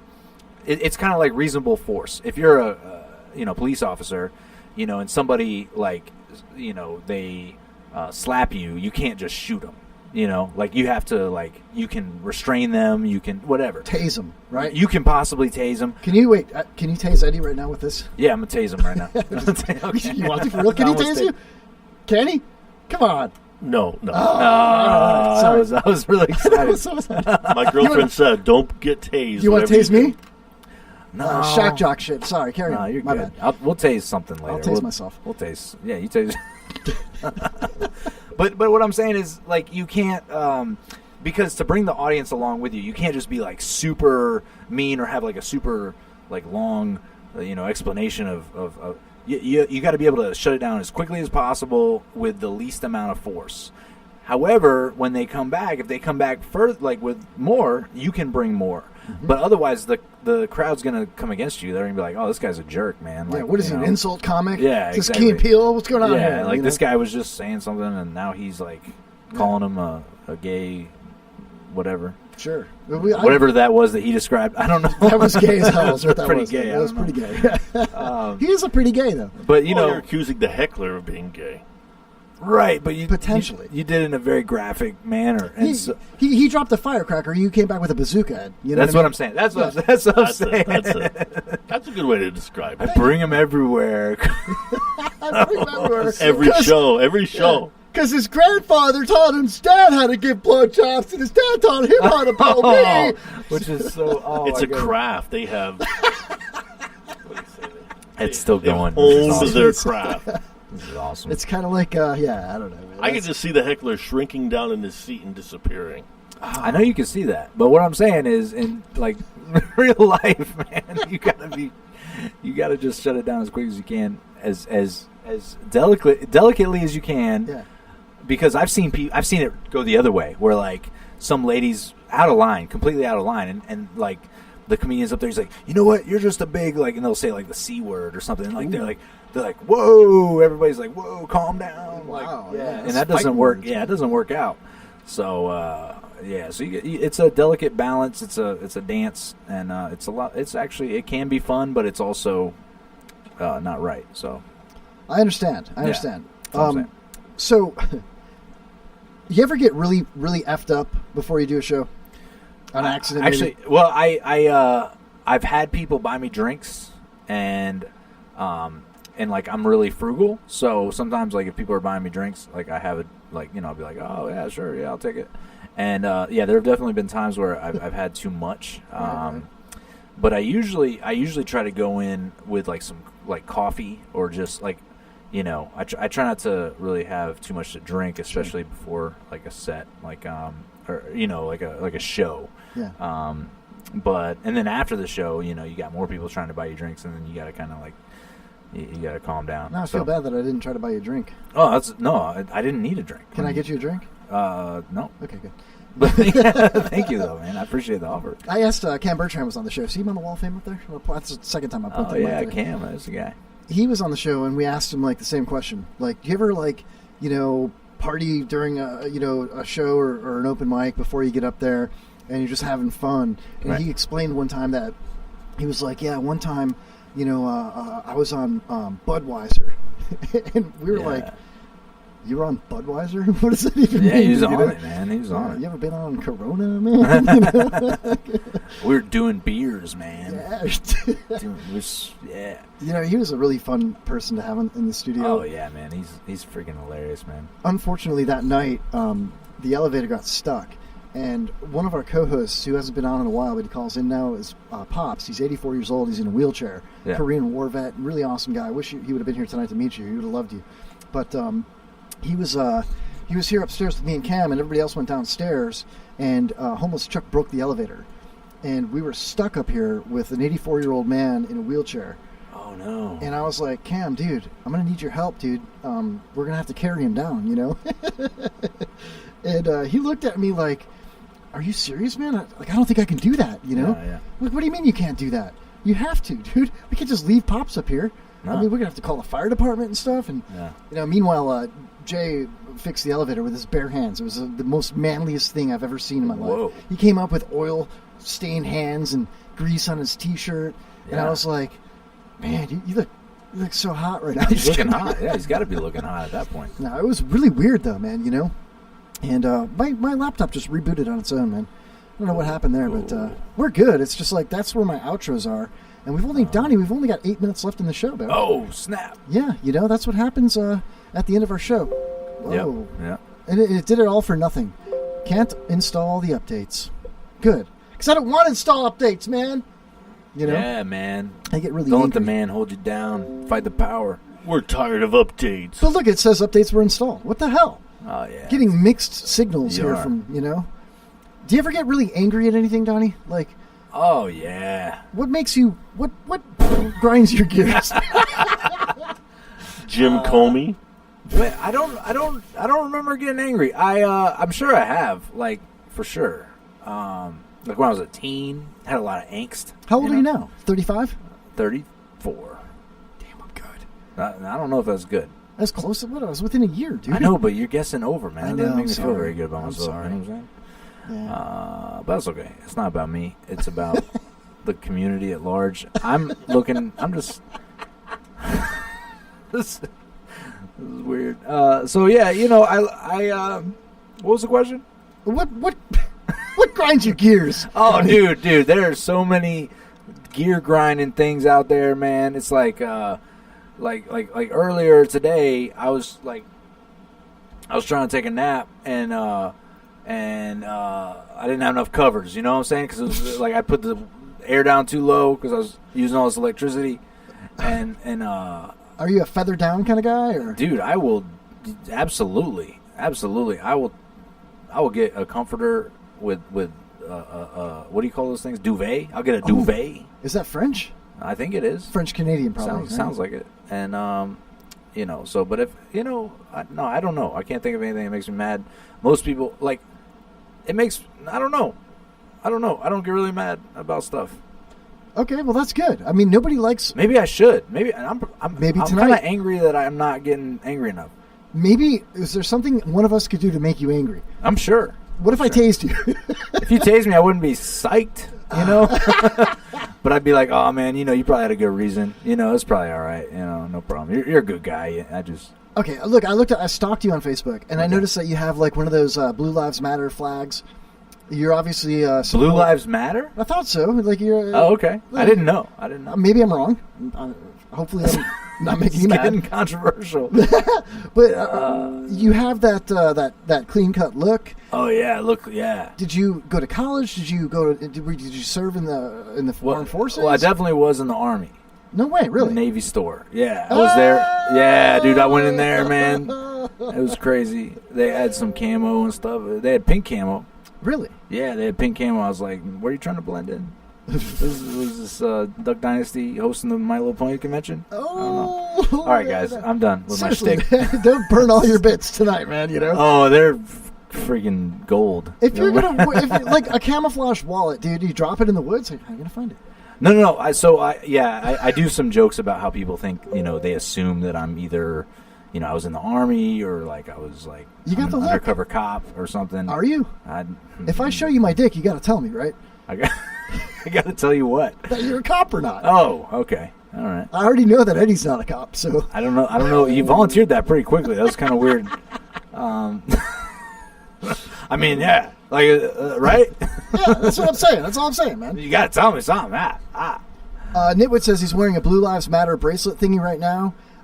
He also says to give you the Bill Cosby special. Well, let me go back a couple of comments here. That sounds rapisty. Yeah, Glick says just suck his pecker already. What the fuck, Eddie? I don't know why he would say something like that, man. Nitwit says he's going to mount the funny man in 3, 2, 1. I'm sorry, Donnie. I'm sorry you have to deal with this, man. I mean, I was just like, Donnie, man, we'll come up here, we'll play some games, we'll talk about the news, have a couple of beers. Eddie had to go there. Yeah, now it's all weird, man. Ruined the whole show. So I'm gluten-free, man. You got any gluten-free beers? Oh, hell yeah. Isn't all beer gluten-free? Nope. No, my sister's gluten-free. Oh, okay. It annoys the shit out of me, man. Yeah, it's so annoying, dude. But it's a good thing, man. My profit coach at the lighting company where I get my product from is also gluten-free, and he's ripped like nobody's business, man. Dude. And to Nobody me, has any business being ripped like that. Who thinks they have business doing that, man? That's messed up. How do you function in life with just being like you? Dude? You know what I mean? It's no party. That's all I'm gonna say. It's no day walk in the park. It's not. It's not. Are you concealed carry permit kind of guy? Are you? I shot a gun once. Okay. I was in Texas. That's where people do. You're required to do it. Yeah, when you enter the border. So no, this guy, he's like, I just met him, and he's like, and he seemed kind of crazy. He's like, bro, you got to come over, man. Like we're gonna hang out. And I was like, all right, man, that's cool. And he's like, dude, you want to go? He's like, wait. You want to go out here to this creek? And I was like, yeah, we'll go to the creek, man. That's fine. Let's go to the creek, man. That's cool. And so so we get there. He parks, and nobody's around except for obviously us. And he starts assembling an AK-47. Wow. And that is the gun of Rambo. Again, I just met the guy. I knew he was a Marine, and I knew that he was going through some stuff. I knew he had some issues going on, and he wanted to just kind of hang out and be a buddy. But then at that point, I was like, I might die right now, which, I'm not looking to do. But, so he's like, yeah, let's just go over here to the creek. And so he started, like, shooting into at some lily pads and stuff. Killing frogs. Yeah. So I was like, all right, yeah, man, let's do it. Because I told him I'd never shot a gun. He's like, oh, bro, you got bro, you got to do it. So we did. And then I just kind of shot into the water, which was fine. That was my experience. There's nothing wrong with that. Listen, Donnie, Eddie, our show's about to wrap up. Well, good. I'm glad I closed on that. I'm glad I was able to explain. We're going to go shoot guns off the roof of the dump tower tonight. I got that 380 right here, baby. Oh, yeah. But Donnie Stopa, ladies and gentlemen, under construction, DonnieTheEntertainment.com. Where are you going to be next real fast?